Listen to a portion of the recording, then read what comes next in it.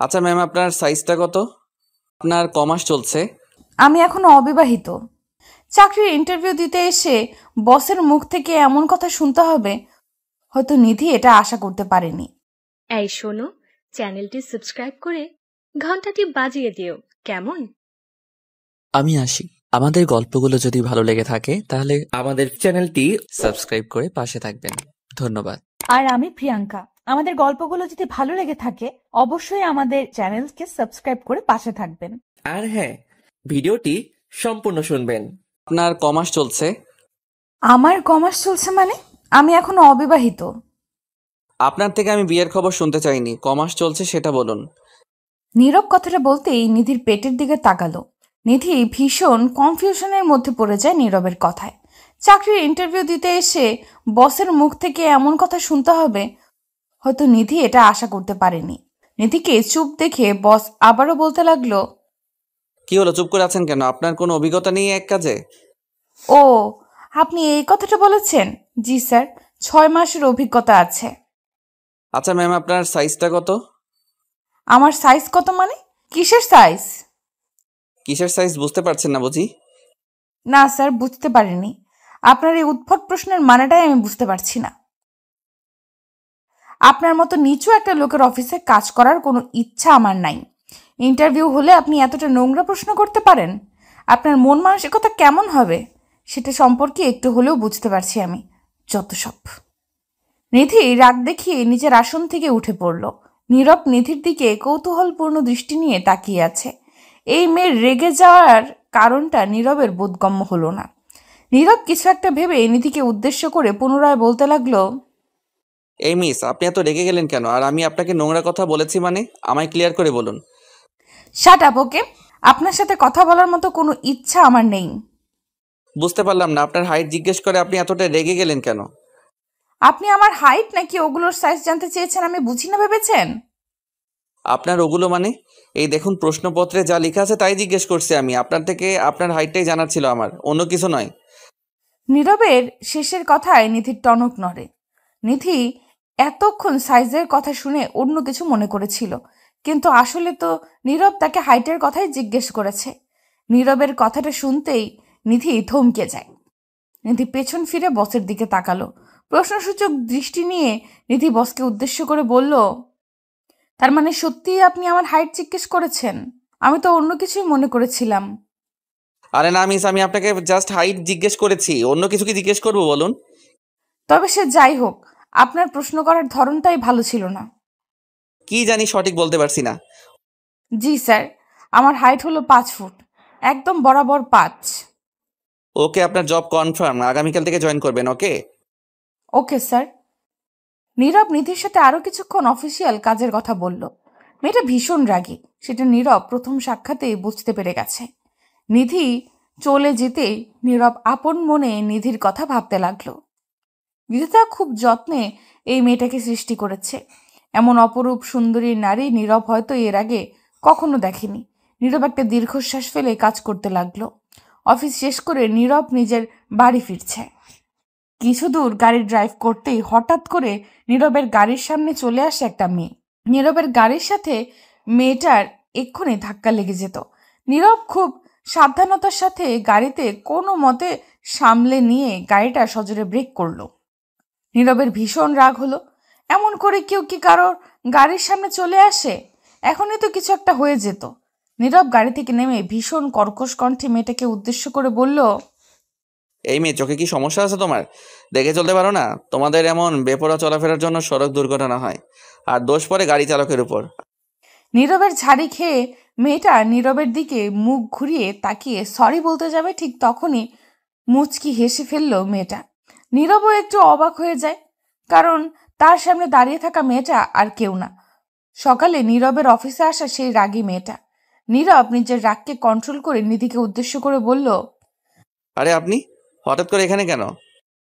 আমি এখানেই থাকি জনাব। এই যে রাস্তার দুটো বাড়ি পর আমার বাড়ি। বাবা একটু অসুস্থ, তাই ওনার জন্য মেডিসিন নিতে এসেছি। ও, একটু সাবধানে চলাফেরা করতে পারেন না? একটু হলেই তো অ্যাক্সিডেন্ট হয়ে যেত। নীরবের কথায় নিধি কিছু মনে করল না। মুচকি হেসে জবাব দিল, অ্যাক্সিডেন্ট হলেই বা কি হতো? একদম নিশ্চুপে চলে যেতাম অনেক দূরে। পাগলি একটা। আচ্ছা আমি আসছি, বরং আপনাকে কি এগিয়ে দিতে হবে? নো থ্যাঙ্কস, আমি একা চলতে বেশি পছন্দ করি, তবে আপনাকে একটা চায়ের দাওয়াত দিতে হবে। তাই বলছিলাম আমার সাথে চলুন, একটু চা খেয়ে। সরি ম্যাম, আমি চা খাই না। আসছি, ভালো থাকবেন। নীরব নিজের গাড়িটা স্টার্ট করে বাড়ির দিকে রওনা দিল। নিধিও নিজের বাড়ি চলে যায়। নীরব গাড়ি ড্রাইভ করছে আর নিধির কথা ভাবছে। মেয়েটা বারবার তার সামনে চলে আসে কেন? এই মেয়েটাকে দেখলে বুকের বাম পাশটা তার ট্রেনের ইঞ্জিনের মতো ধুকপুক ধুকপুক করতে থাকে। কেন এমন অদ্ভুত অনুভূতি হয় নীরব নিজেও জানে না। নীরব বাড়ি এসে ফ্রেশ হয়ে খাবার খেয়ে নিয়ে ঘুমিয়ে পড়ল। সকাল হতেই নীরব ফ্রেশ হয়ে অফিসের উদ্দেশ্যে বেরিয়ে যায়। গতকাল রাতের সেই পথ ধরেই নীরব আসছে। নিধির বাড়ির সামনে গাড়ি আসতেই নীরব গাড়িটা থামিয়ে দিল। নিধির বাবা নাকি অসুস্থ। লোকটাকে একটু দেখে গেলে খারাপ হয় না, কথাটা আপন মনে বলল নীরব। নীরব ছাইপাশ না ভেবে গাড়ি থেকে নেমে চলে যায় নিধির বাড়ির সামনে। বাড়ির সামনে এসে নীরব একটু ইতস্তত বোধ করছে। ভেতরে যাবে কি না যাবে না এই দ্বিধায় ভুগছে নীরব। নীরব 2 মিনিট এমনভাবে দাঁড়িয়ে থাকতেই হঠাৎ করে নীরবের সামনে চলে আসে নিধি। নিধি নীরবকে নিজের বাড়ির সামনে দেখে খানিকটা চমকে যায় আর নীরবকে উদ্দেশ্য করে বলে, কি ব্যাপার স্যার, আপনি আমার বাড়ির সামনে হঠাৎ করে? না মানে আপনার বাড়ির সামনে দিয়ে যাচ্ছি, ভাবলাম আপনার বাবাকে একটু দেখে যাই, তাই আসলাম। ও, তো এইভাবে দাঁড়িয়ে থাকলে কি বাবাকে দেখতে পাবেন? ভেতরে আসুন। জি চলুন। নীরব নিধির সাথে তার বাড়িতে চলে এলো। বাড়ির মধ্যে আসতেই নীরব একটু অস্বস্তি বোধ করতে লাগলো, কারণ নিধির বাড়িটা নীরবের বাড়ির মতো সাজানো গোছানো নয়।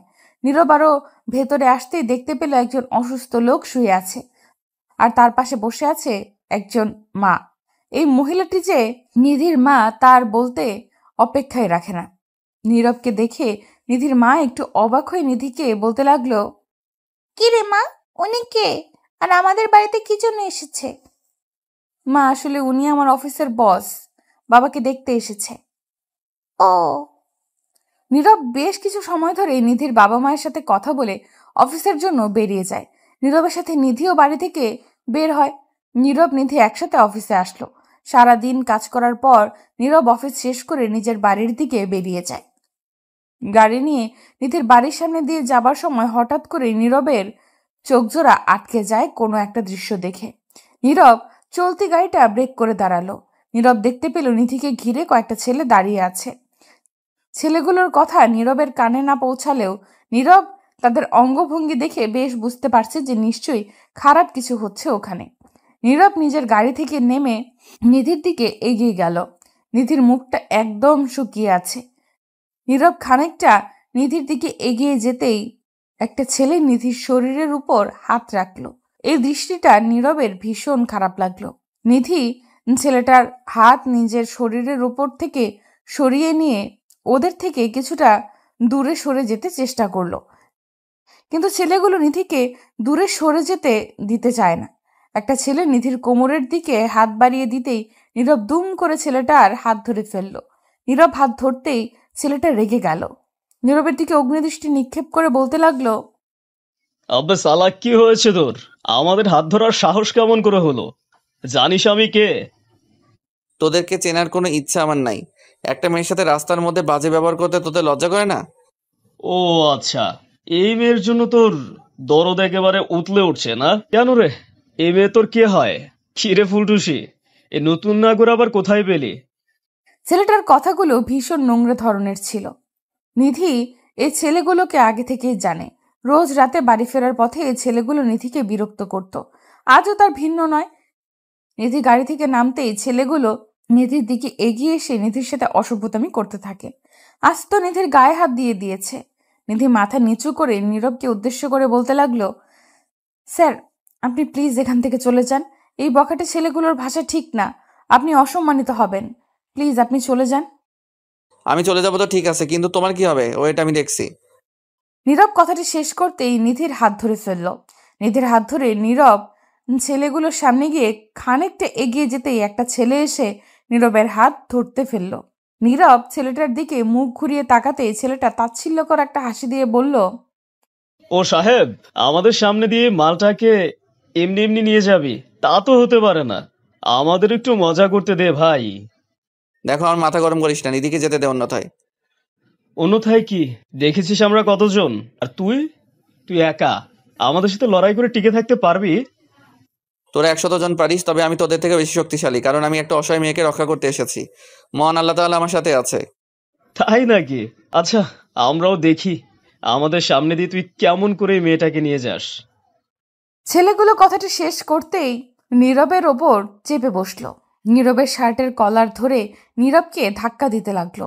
নীরব বারবার ছেলেগুলোকে সাবধান করছে, তবে ছেলেগুলো নীরবের কোনো কথাই শুনছে না। ছেলেগুলো ধাক্কা দিতে দিতে নীরবকে একটা দেওয়ালের সাথে লেপ্টে ধরলো। নীরব আর নিজের রাগকে কন্ট্রোল করতে পারলো না। সর্বশক্তি দিয়ে নীরব প্রথমে একটা ছেলের মুখের উপর ঘুষি মারলো, তারপর একে একে সবাইকে ইচ্ছা মতো মারতে লাগলো। নিধি অবাক হয়ে নীরবের দিকে তাকিয়ে আছে। নীরব প্রফেশনাল ফাইটারদের মতো এমন করে মারছে কেমন করে? নীরবকে সাহায্য করার জন্য কোথা থেকে যেন 3-4টি ছেলে চলে এলো। ওরাও এই বখাটে ছেলেগুলোকে মারতে লাগলো। নীরব বখাটেগুলোকে ছেলেগুলোর হাতে তুলে দিয়ে নিধির দিকে এগিয়ে এলো। নিধি মুখটা গম্ভীর করে আছে। নীরব নিধিকে উদ্দেশ্য করে বলল, কি হলো? এখন তো সব ঠিক আছে, এখন কেন মুখ ভারী করে আছেন? আজ 2-4টে ছেলেকে পিটিয়ে কি লাভ হলো? 2 দিন পরে ওদের সাথে আরো 10 জন আসবে, আর রোজকার মতো আমার মতো মেয়েদেরকে টর্চার করবে। আমার অভ্যেস হয়ে গেছে ওদের কথা শুনতে শুনতে। আপনি শুধু শুধু অপরাধ করা আর সহ্য করা দুটোই সমান অপরাধ। প্রতিবাদ করতে শিখুন, লড়াই যে করে সে কখনো ঠকে না। নীরব নিধির বাড়ি পৌঁছে দিয়ে নিজের বাড়ি ফিরে এলো। একটা মেয়ে কতটা অসহায় হতে পারে? নিজের পরিবারের চাহিদা পূরণ করতে তাদের রাতে লেট করে বাড়ি ফিরতে হয়। একটা মেয়ে হয়েও ছেলেদের মতো লড়াই করে। অথচ আমাদের সমাজে কিছু এমন ছেলে আছে যারা 2 টাকা উপার্জন করার ক্ষমতা রাখে না, অথচ রাস্তা দিয়ে চলা মা বোনের দিকে বাজে দৃষ্টি তো রাখেই, সেই সাথে করে ইফটিজিং। সত্যি, এটা পুরুষ নামের কলঙ্ক। নীরব নিধির কথা ভাবতে ভাবতে কখন যে ঘুমিয়ে পড়ল মনে নেই। সকালবেলা নীরব অফিসে এসে নিধির জন্য অপেক্ষা করছে। কেন নিধির জন্য সে অপেক্ষা করছে সেটা নিজেও জানে না সে। বারবার অবাধ্য চোখজোড়া নিধির ডেস্কের দিকে ছুটে যাচ্ছে তার। নীরবের চোখজোড়া মনে হচ্ছে তৃষ্ণার্ত হয়ে আছে। একটি বার নিধিকে দেখার বায়নায় পাগল করে তুলেছে নীরবকে। কিছু সময় এমন ব্যাকুল হতেই হঠাৎ করে নীরবের ফোনে কল চলে আসলো। নীরব ফোনটা হাতে নিতেই দেখতে পায় নিধির নাম্বার থেকে কল এসেছে। নীরব কলটা পিক করতেই নিধি বলতে লাগলো, স্যার এসব কি? আপনিও শেষে কিনা আমার সাথে এমন করলেন? নিধির কথার মানে নীরব বুঝতে পারল না। প্রশ্নসূচক কণ্ঠে নীরব নিধিকে উদ্দেশ্য করে বলল, আমি আপনার সাথে কি করলাম? জানেন না কি করেছেন? আর কত নাটক করবেন আপনি? সত্যিটা বলে দিতে কিসের এত ভয়? আমি সত্যি বলছি মিস, আমি জানি না আপনি কি সব বলছেন। কি করেছি আমি, একটু খুলে বলুন। এই যে আপনার আম্মুকে আমাদের বাড়িতে পাঠিয়ে বিয়ের কথা বললেন, এটা কি ঠিক হলো? আমি বিয়ে করতে চাই না। আপনি একটু বোঝার চেষ্টা করুন। আমার উপর অনেক দায়িত্ব। প্লিজ স্যার, আমার কথাটা রাখুন। আপনি এই বিয়েটা না করে দিন। নিধির কথাটা কানে আসতে নীরব যেন আকাশ থেকে পড়ল। হ্যাঁ, এটা সত্যি, নীরব নিধিকে পছন্দ করে আর নিধিকেই বিয়ে করতে চায়। তবে সেটা তো নীরবের মনের মধ্যে ছিল। নীরব ভাবছে তার মনের কথা তার মা কি করে জানলো। নীরব আপন মনে মুচকি হেসে দিয়ে বলে উঠল, মা এমন একটি মানুষ হয় যার কাছে নিজের মনের অনুভূতি প্রকাশ করতে হয় না। এমনিতেই উনি সবটা বুঝতে পারেন। নীরবকে নিশ্চুপ দেখে নিধি আবারও বলতে লাগলো, কি হলো, আপনি চুপ করে আছেন যে? কিছু তো বলুন। আপনি বড্ড বেশি কথা বলেন। আমার মায়ের ইচ্ছে আর আমার ইচ্ছে এক। আপনি আপনার সকল দায়িত্ব আমার উপর দিয়ে দিতে পারেন। আমি আপনার দায়িত্ব নিজের করে পালন করতে চাই। এটা মুখে বলতে সহজ, কাজে করতে অনেক কঠিন। মনের ইচ্ছে থাকলে কোনো কিছুই কঠিন নয়। আপনি শুধু আমি মন থেকে বলুন, আপনি কি আমি পছন্দ করেন না? জানি না আমি। ফাইজলামি করিয়েন না। আপনি না করলে আমি অন্য কাউকে বিয়ে করব। বলুন প্লিজ। নীরবের কথাটা শুনে নিধি রাগে আগুন হয়ে যায়। একটা চিৎকার দিয়ে নিধি বলতে লাগলো, একদম খুন করে ফেলবো। অন্য কারোর নাম একদম মুখে আনবেন না। আমি আপনাকে পছন্দ করি না, ভালোবাসি আপনাকে। তবে তো বিয়ে ফাইনাল। প্রিপারেশন নিয়ে নিন জনাবা, আমি আসছি। সব সময় সমানে সমানে বিয়ের কথা কেন চিন্তা করতে হবে? দিন শেষে একটা অযোগ্য মানুষকে কি যোগ্য করে নেওয়া যায় না? আজকাল তুমি আমায় আদর করো না কেন? তোমার কি ইচ্ছে করে না আমায় আদর করতে? কোথায় আদর করি না? আদর তো করি। না, তুমি আদর করো না। আমার উল্টাপাল্টা কথা বোঝানোর প্রয়োজন নেই, আমি বুঝি। কি বোঝো তুমি? কিচ্ছু বোঝো না। সব বুঝি আমি। তুমি আসলেই অনেকটা বদলে গেছো। আগের মতো আমায় ভালোই বাসো না তুমি? সোহানা, আমার একটা কথা আছে তোমার সাথে, বলবো কি? কি কথা বলো? আসলে আমি তোমার কাছ থেকে ডিভোর্স চাই। আমায় ডিভোর্স দাও। সকাল সকাল পাগল হয়ে গেলে নাকি? কি সব উল্টাপাল্টা বকছো? উল্টাপাল্টা না, আমি সত্যি কথাই বলছি। আমার ডিভোর্স চাই। রাজের কথা শুনে সোহানা অবাক হয়ে যায়। সকাল সকাল তার স্বামী এসব কি বলছে? রাজের কথার কোনো মানে সে বুঝতে পারছে না। দীর্ঘ 2 বছরের বিবাহের সম্পর্ক তাদের। এই 2টি বছর তাদের মধ্যে একটি দিনের জন্য কখনো মনের অমিল হয়নি। কিন্তু আজ হঠাৎ করে রাজ কেন ডিভোর্স চায় সেটার মানে সোহানা বুঝতে পারছে না। সোহানা একটা ঢোক গিলে গলাটা ভিজিয়ে নিল। গলাটা শুকিয়ে গেছে তার। সোহানা একটা দীর্ঘশ্বাস ফেলে রাজকে উদ্দেশ্য করে বলল, ডিভোর্সের কারণ? ডিভোর্সের কারণ জানতে চাও? অনেক কারণ আছে। তার মধ্যে সবচেয়ে বড় কারণ হচ্ছে সন্তান না হওয়াটা। আমি বাবা ডাক শুনতে চাই, বুঝতে পারছো না কেন তুমি? কিন্তু তুমি সন্তান দিতে ব্যর্থ। তাই আমি আর তোমার সাথে সংসার করতে চাই না। আমি এই সম্পর্ক থেকে মুক্তি চাই। প্লিজ দয়া করে আমাকে মুক্তি দাও। আবার বিয়ে করে নতুন সংসার শুরু করব। রাজের কথাতে সোহানা একটা তাচ্ছিল্যপূর্ণ হাসি দিয়ে বলল, এই কারণেই তুমি আমায় ছেড়ে দিতে চাও? একটাবার কি তোমার আমার কথা মনে পড়ল না? আজ আমাদের সন্তান হচ্ছে না দেখে তুমি আমায় ছেড়ে দিতে চাও? আচ্ছা, যদি তোমার মধ্যে কোনো সমস্যা থাকে তখন কি হবে? আমি তোমায় ভালোবাসি রাজ। আমায় ছেড়ে দিয়ে হয়তো তুমি কোনো ভালো জীবনসঙ্গী পাবে, কিন্তু বিশ্বাস করো, তুমি ছাড়া আমার জীবনে আর কিচ্ছু নাই। প্লিজ আমার সাথে এমন করো না। সন্তান দিতে পারছি না সেটা আমার দোষ না। যেখানে আমার কোনো অপরাধ নেই সেখানে আমায় সাজা দিও না, প্লিজ। এত বড় সাজা আমি কি করে সহ্য করব বলো?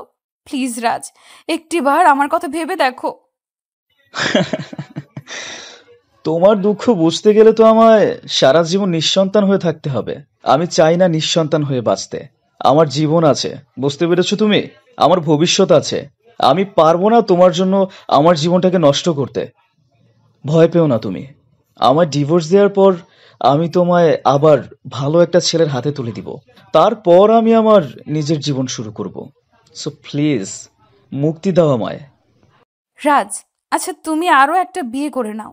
আমি তোমার ঘরের একটা কোণে পড়ে থাকবো। আমার কোনো সমস্যা নেই, বাড়ির সব কাজ আমি করে নিব হাসি মুখে। কিন্তু আমায় ছেড়ে দিও না। এই সমাজ বিবাহ বিচ্ছেদকে ভালো চোখে দেখে না। একটা ডিভোর্সি মেয়ে জানে ডিভোর্সের পরের জীবন কতটা ভয়ানক। প্লিজ রাজ, আমায় এত বড় সাজা দিও না। আমি তোমায় ভালোবাসি বলো। কোনো অপরাধ তো আমার নেই। আমার এটা ভাগ্যে ছিল, তাই হয়েছে। আমার কোনো ভুল নেই। আমি ছেড়ে দিও না, আমি মরে যাব রাজ। সোহানা রাজের পায়ের সামনে হাঁটু গেড়ে বসে কান্না করছে। রাজ সোহানার চোখের দিকেও একটি বারের জন্য মুখ তুলে তাকাচ্ছে না। তাকাবেই বা কেন? রাজ যে সোহানার উপর বিরক্ত। সোহানার থেকে মুক্তি পাওয়ার জন্য সে মরিয়া হয়ে আছে। সোহানার চোখের জল আজ তার কাছে নিছক একটা কল্পনা। সোহানার চোখের জল একটুও রাজের মনের কোণে অনুভূতির জন্ম দিতে পারল না। রাজ সোহানার হাত থেকে নিজের পাটা এক ঝটকায় সরিয়ে নিল। সোহানা রাজের দিকে ছলছল দৃষ্টিতে তাকিয়ে হাত জোর করতেই রাজ সোহানার সামনে থেকে চলে যেতে লাগলো আর বলল, আমি আমার সিদ্ধান্তের কথা জানিয়ে দিয়েছি সোহানা। যদি কোনোদিনও আমাকে একটু পরিমাণেও ভালোবেসে থাকো, তবে আশা করি আমার জীবনটা সুন্দর করতে তুমি কোনো বাধা হয়ে দাঁড়াবে না। রাজ কথাটা শেষ করতেই হনহন করে বাড়ি থেকে বেরিয়ে চলে যায়। সোহানা ফ্লোরে বসে চিৎকার করে কান্না করছে। আজ তার অভিযোগও বিধাতাকে নিয়ে। বিধাতা কেন তাকে মা হবার যোগ্যতা দিল না? কেন তাকে আজ তার ভালোবাসার মানুষটির থেকে বিচ্ছেদ হতে হচ্ছে? কেন আজ তাকে তার ভালোবাসার মানুষটি অবহেলা অপমানের দুনিয়ায় নিক্ষেপ করছে? কেন তার অনুরোধ আকুতি মিনতি চোখের জল আজ সকল প্রিয়জনের কাছে মূল্যহীন? সোহানা ওই বিধাতার কাছ থেকে জবাব চায়। যদি ভালোবাসার প্রতিদান ভালোবাসা হয়, তবে তার এক বুক ভালোবাসার বিনিময়ে এত কষ্ট, এত বড় আঘাত কেন পেতে হলো? সোহানা রুমের মধ্যে বসে হাউমাউ করে কান্না করছে। হৃদয়ের দহনটা যে বড্ড বড় আকার ধারণ করে আছে। সারাদিন সোহানা ফ্লোরে বসে কান্না করেছে। সন্ধ্যা প্রায় হয়ে এসেছে। সারাদিন মুখে কিচ্ছু নেয়নি সে, কি বা মুখে তুলবে? আজ তার গলা দিয়ে কি খাবার নামবে? মনে হয় না নামবে, কারণ রাজ তো তার জন্য একটা বিশাল উপহার নিয়ে আসছে, ডিভোর্স পেপার। কথাটা মনে আসতেই সোহানার বুকটা মুচড়ে উঠল। সোহানা নিজেকে শান্ত করার জন্য আপন মনে ভাবছে, আচ্ছা রাজ কি আমার কোনো পরীক্ষা নিচ্ছে? এইসব কি সত্যি নাকি মিথ্যা? রাজ হয়তো মজা করে দেখেছে আমার সাথে আমি কি করি, কিন্তু রাজের তো আমার চোখের জল সহ্য হয় না। তবে তো আমি সকালে তার পা ধরে কেঁদেছি, তখন তো ও সরাসরি বলেছে ওর মুক্তি চাই। আচ্ছা বিধাতা কি সব বদলে নিবে? আচ্ছা বিধাতা কি সব বদলে দিবে? রাজ কি এখন বাড়ি এসে আমার বুকে জড়িয়ে ধরে বলবে ভালোবাসি? কথাটা ভাবতেই কলিং বেলটা বেশ শব্দ করে বেজে উঠল। সোহানা বসা থেকে উঠে দৌড়ে দরজার দিকে গিয়ে দরজাটা খুলে দিল। দরজা খুলতেই সোহানা দেখতে পেল রাজ দাঁড়িয়ে আছে। রাজের চোখজোড়া রক্তবর্ণ ধারণ করে আছে, চোখের পাতাটাও তার ভেজা। তবে কি রাজ নেশা করে বাড়ি ফিরেছে? কিন্তু তাকে তো দেখে নেশা করার মতো লাগছে না। সোহানাকে দরজার সামনে নিশ্চুপ হয়ে দাঁড়িয়ে থাকতে দেখে রাজ সোহানার দিকে না তাকিয়ে বলল, এখানে দাঁড়িয়ে আছো কেন তুমি? সরে যাও আমার সামনে থেকে। হ্যাঁ, আচ্ছা তুমি কি নেশা করেছো? হ্যাঁ করেছি নেশা। কেন, কি করবে? মেরে ফেলবে আমায়?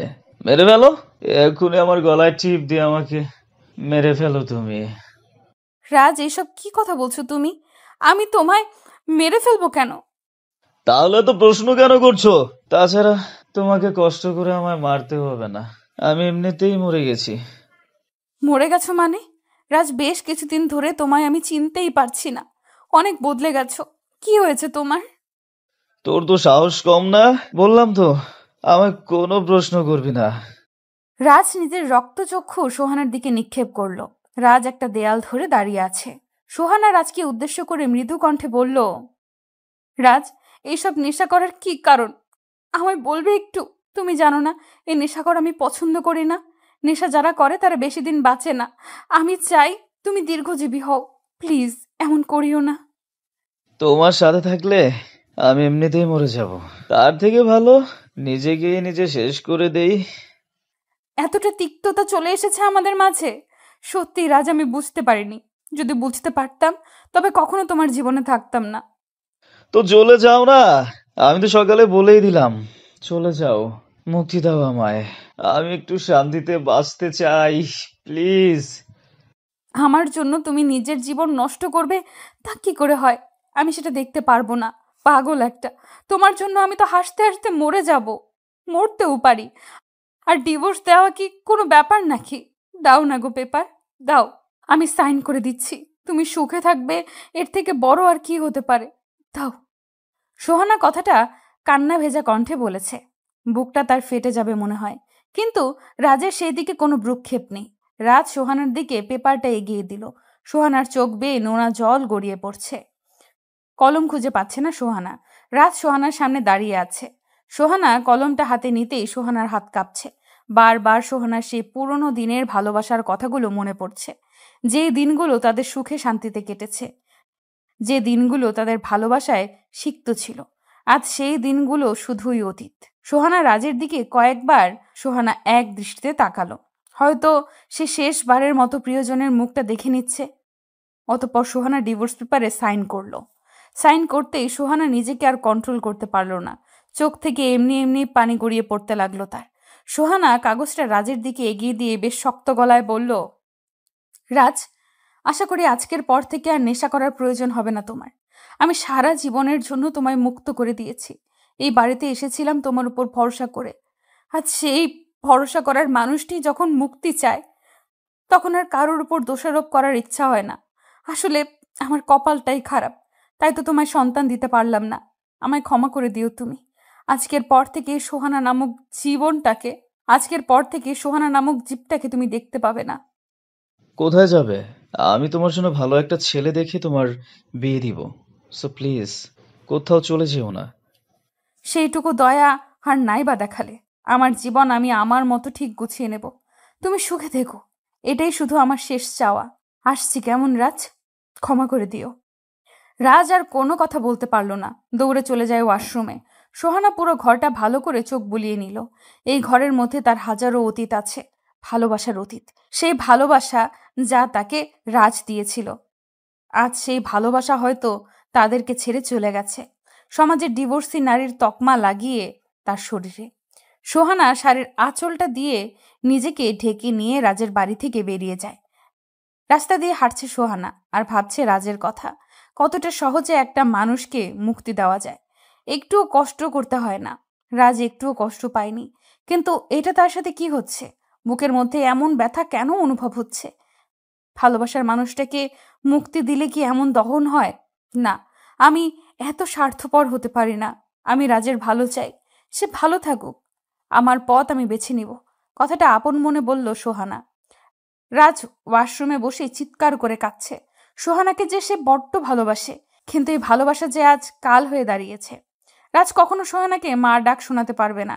রাজের মনে পড়ে যায় বাসর রাতের কথা, যে রাতে সোহানা তার কাছে বায়না করেছে একটা বেবি দিতে, কিন্তু সেই বায়নাটা যে রাজ কখনো পূরণ করতে পারবে না, কারণ রাজের বাবা হবার ক্ষমতা নেই।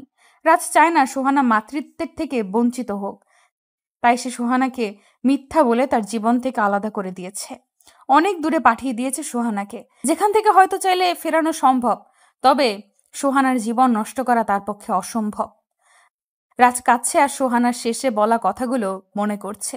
সত্যি সোহানা তাকে ভালোবাসে, এটা রাজ অনেক আগে থেকেই জানে, কিন্তু একটিবার যখন রাজ তাকে অবহেলা করবে, তখন কয়েকদিন হয়তো রাজের কথা সে মনে করবে, মনেও রাখবে, তারপর সে ভুলে নতুন করে জীবন শুরু করবে।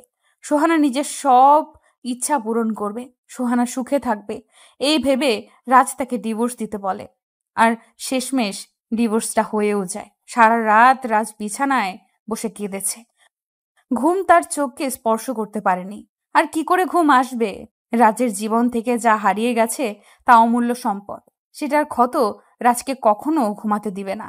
রাজ বসে বসে হঠাৎ করে বলে উঠল, সোহানা, আমার জন্য একটু চা করে দিবে?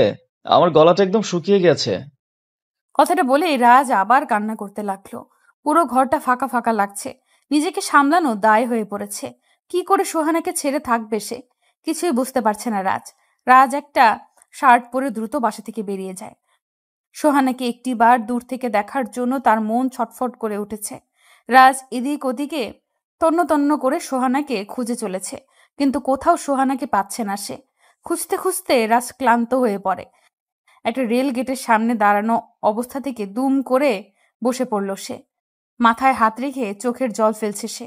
মনে মনে বলছে, একটিবার শেষবারের মতো দেখতে চাই তোমায়। তুমি ভালো আছো, আর বেঁচে থাকার ইচ্ছা থাকবে না আমার। রাজ নিজের চোখটা মুছতেই হঠাৎ করে কারো চিৎকারের শব্দ শুনতে পেল। রাজ পেছন ফিরে তাকাতেই দেখলো স্টেশন মাস্টার কারোর উপর চিৎকার করে কথা বলছে। ধীর কণ্ঠে রাজ শুনতে পেল, এই মেয়েটাকে লাইন থেকে সরাও তাড়াতাড়ি, এখনই ট্রেন আসবে। এরা মরার জন্য আর কোনো জায়গা পায় না, এদের জন্য পরে দায় হয় ট্রেনের। আমরা যত চাই দুর্ঘটনা এড়িয়ে চলতে, এরা তত বেশি মরতে চলে আসে। তাড়াতাড়ি সরাও ওটাকে। মাস্টারের কণ্ঠে রাজের ঘোর কাটে। মেয়ে মানে? রাজ বসা থেকে দ্রুত উঠে পড়ে। রেল লাইনের শেষ প্রান্তে চোখ যেতেই দেখতে পেল একটা মেয়ে শাড়ি পরে দাঁড়িয়ে আছে। দূর থেকে অতটা স্পষ্ট না হলেও একটা মেয়ে যে দাঁড়িয়ে আছে তা নিশ্চিত। রাজ রেল লাইন ধরে দৌড়ে ছুটতে লাগলো। রাজের বুকের বাম পাশটা প্রচন্ড গতিতে পাম্প করছে। মনে হচ্ছে ওই মেয়েটা আর কেউ না, সোহানা। সোহানার কথা মাথায় আসতেই রাজের গতি আরো বেড়ে যায়। রাজ দৌড়ে দৌড়ে ছুটে মেয়েটির কাছে চলে আসছে। মেয়েটির কাছে আসতেই রাজ থমকে যায়। মেয়েটি কান্না করছে আর চোখ বন্ধ করে বলছে, আল্লাহ, আমার স্বামী আমায় ছেড়ে দিয়েছে। যে অজুহাতে আমার স্বামী আমায় ত্যাগ করেছে, সেই অজুহাতে আর কোনো নারীকে যেন কোনো স্বামী ছেড়ে না দেয়। আত্মহত্যা মহাপাপ, কিন্তু আল্লাহ যে এই আত্মহত্যা আমার মুক্তির মাধ্যম। আমার কোনো ইচ্ছা তো পূরণ করলেন না, এই শেষ ইচ্ছাটা পূরণ করে দাও খোদা। আমার স্বামীকে ভালো রেখো তুমি, সে যেন সুখী হয়, আর আমার কথা যেন তার মনে কখনো না পড়ে। কবুল করো, আর এই পাপী বান্দিকে ক্ষমা। সোহানা কথাটা শেষ করার পূর্বেই রাজ সোহানাকে শক্ত করে জড়িয়ে ধরল। সোহানা হঠাৎ করে কারো স্পর্শ পেতেই ভীষণ ভয় পেয়ে যায়। চোখ মেলতেই রাজকে দেখে সে আরো শক্ত করে রাজকে জড়িয়ে ধরে কান্না করতে লাগলো। রাজও কান্না করছে। রাজ আজ বুঝতে পারছে তার প্রিয়জন সব সত্যি জানার পরেও তাকে ছেড়ে যাবে না। রাজ সোহানাকে জড়িয়ে ধরে বলল, আমায় ক্ষমা করে দাও, প্লিজ প্লিজ সোহানা, সোহানা আমাকে ক্ষমা করে দাও। আমি তোমায় কখনো মা করতে পারবো না, সেই ক্ষমতাও আমার নেই। বিশ্বাস করো সোহানা, সবকিছু শুধুমাত্র তোমার সুখের জন্য করেছি, যাতে যাতে তুমি সুখে থাকো। কিন্তু তুমি নিজেকে শেষ করে দিচ্ছ। আমি তো এটা মানতে পারবো না সোহানা, প্লিজ সোহানা, আমি তোমাকে ছেড়ে থাকতে পারবো না, সত্যি মরে যাবো। তুমি ভাবলে কি করে তুমি ছাড়া আমি ভালো থাকবো, সুখে থাকবো? তুমি ছাড়া আমি অপূর্ণ। সন্তান দত্তক নেওয়া যায়, কিন্তু ভালোবাসা কি কখনো দত্তক নেওয়া যায়? তুমি সবটা লুকিয়ে রেখে আমায় ছেড়ে দিয়েছো। না, ছাড়িনি। আমি তোমাকে কখনো ছাড়তে পারবো না, সারা জীবন আমার তোমায় লাগবে। রাজ সোহানাকে বাড়ি নিয়ে আসে, আবার তাদের বিয়ে হয়। আজ তাদের সন্তানের বয়স 10 বছর। সন্তান দত্তক নিয়েছে তারা। এখন তাদের মধ্যে ভালোবাসা কানায় কানায় পূর্ণ। ভালোবাসা কখনো গোপনতা চায় না, সবটা প্রকাশ্যে ভালোবাসা সিদ্ধ। প্রিয়জন কোনো সাধারণ শব্দ নয়। প্রিয়জনের থেকে যদি কিছু লুকানো হয় তবে সাহস তো কম না। আমার শরীর স্পর্শ করছিস তুই। সরি, আসলে আমি ভুল করে আপনাকে স্পর্শ করে ফেলেছি, ইচ্ছে করে করিনি। তোর সাহস হলো কেমন করে আমার মুখের উপর কথা বলার? নিজের জায়গা ভুলে গেছিস তুই? ম্যাম, আমি ভুল করেছি, আমায় ক্ষমা করে দিন। আর এমন ভুল হবে না। ছোট লোকের বাচ্চা, বামন হয়ে চাঁদে হাত দেওয়ার সাজা কতটা ভয়ঙ্কর হতে পারে আজ তোকে আমি হাড়ে হাড়ে টের পাওয়ায় দিব। রোজ কথাটা শেষ করতেই রাজের শার্টের কলার ধরে আরো 2টো থাপ্পড় কষিয়ে রাজের গালে বসিয়ে দিল। রাজ বেচারা কিছু বুঝে ওঠার আগেই তার সাথে এমন ঘটনা ঘটে যায়। রাজ কৌতূহলপূর্ণ দৃষ্টি নিয়ে রোজের দিকে তাকিয়ে আছে আর এক হাতে নিজের গাল ধরে রেখেছে। চোখের কোণে রাজের নোনা জল এসে জমে গেছে। বুকের ভেতর অজানা কষ্ট যেন বাসা বেঁধেছে তার। রোজ তার সাথে এমন ব্যবহার করতে পারলো, ভাবতেই ভীষণ অবাক লাগছে রাজের। রোজ রাজের গালে থাপ্পড় মেরে রাজের শার্টের কলার ধরে টানতে টানতে রাজকে ক্লাসের বাহিরে নিয়ে যায়। হাজার হাজার স্টুডেন্টদের সামনে রোজ আবারও রাজের গালে থাপ্পড় বসিয়ে দিল। রাজ একদম নিশ্চুপ হয়ে মাটির দিকে তাকিয়ে আছে। গ্রাম থেকে অনেক আশা নিয়ে শহরে এসেছে রাজ, পড়াশোনা শিখে ভালো চাকরি করে নিজের ভাগ্য উন্নয়ন করতে। অথচ কলেজের প্রথম দিন এই বড় ঘরের মেয়ের হাতে তাকে থাপ্পড় খেতে হলো। যদিও ভুলটা রাজের ছিল, কারণ রাজ ক্লাসে এসেই ভুল করে রোজের সাথে তার ধাক্কা লেগে যায়। আর ধাক্কা লাগার পর কি কি হলো তা তো দেখলেন। রোজ রাজকে থাপ্পড় মেরে সকলকে উদ্দেশ্য করে খানিকটা চেঁচিয়ে বলতে লাগলো, ফার্দার যদি তোকে আমার ছায়াকেও মারাতে দেখি তবে সেই দিনটি তোর জীবনের শেষ দিন হবে, মাইন্ড ইট। রোজ কথাটা বলতেই হনহন করে ক্লাসে চলে যায়। রাজ মুখ তুলে কারোর দিকে তাকাতে পারছে না। সবাই রাজকে নিয়ে হাসাহাসি করছে। একটা মেয়ের হাতে থাপ্পড় খাওয়ার পর সবাই যে রাজকে নিয়ে হাসি ঠাট্টা করবে সেটাই স্বাভাবিক। রাজ লজ্জায় নতমনস্ক হয়ে নিজের ক্লাসে গিয়ে বসলো। ক্লাস শুরু হতেই রাজের পাশের সিটে বসা একটা ছেলে এসে রাজকে উদ্দেশ্য করে বলতে লাগলো, এই ছেলে, তোর নাম কি? আমি রাজ, তোর নাম কি? আমি রেদওয়ান। আচ্ছা, একটা কথা বুঝতে পারলাম না, তুই আর কারোর সাথে ধাক্কা খেতে পারলি না? এই কলেজের সব থেকে রাগী মেয়েটার সাথে ধাক্কা খেতে হলো?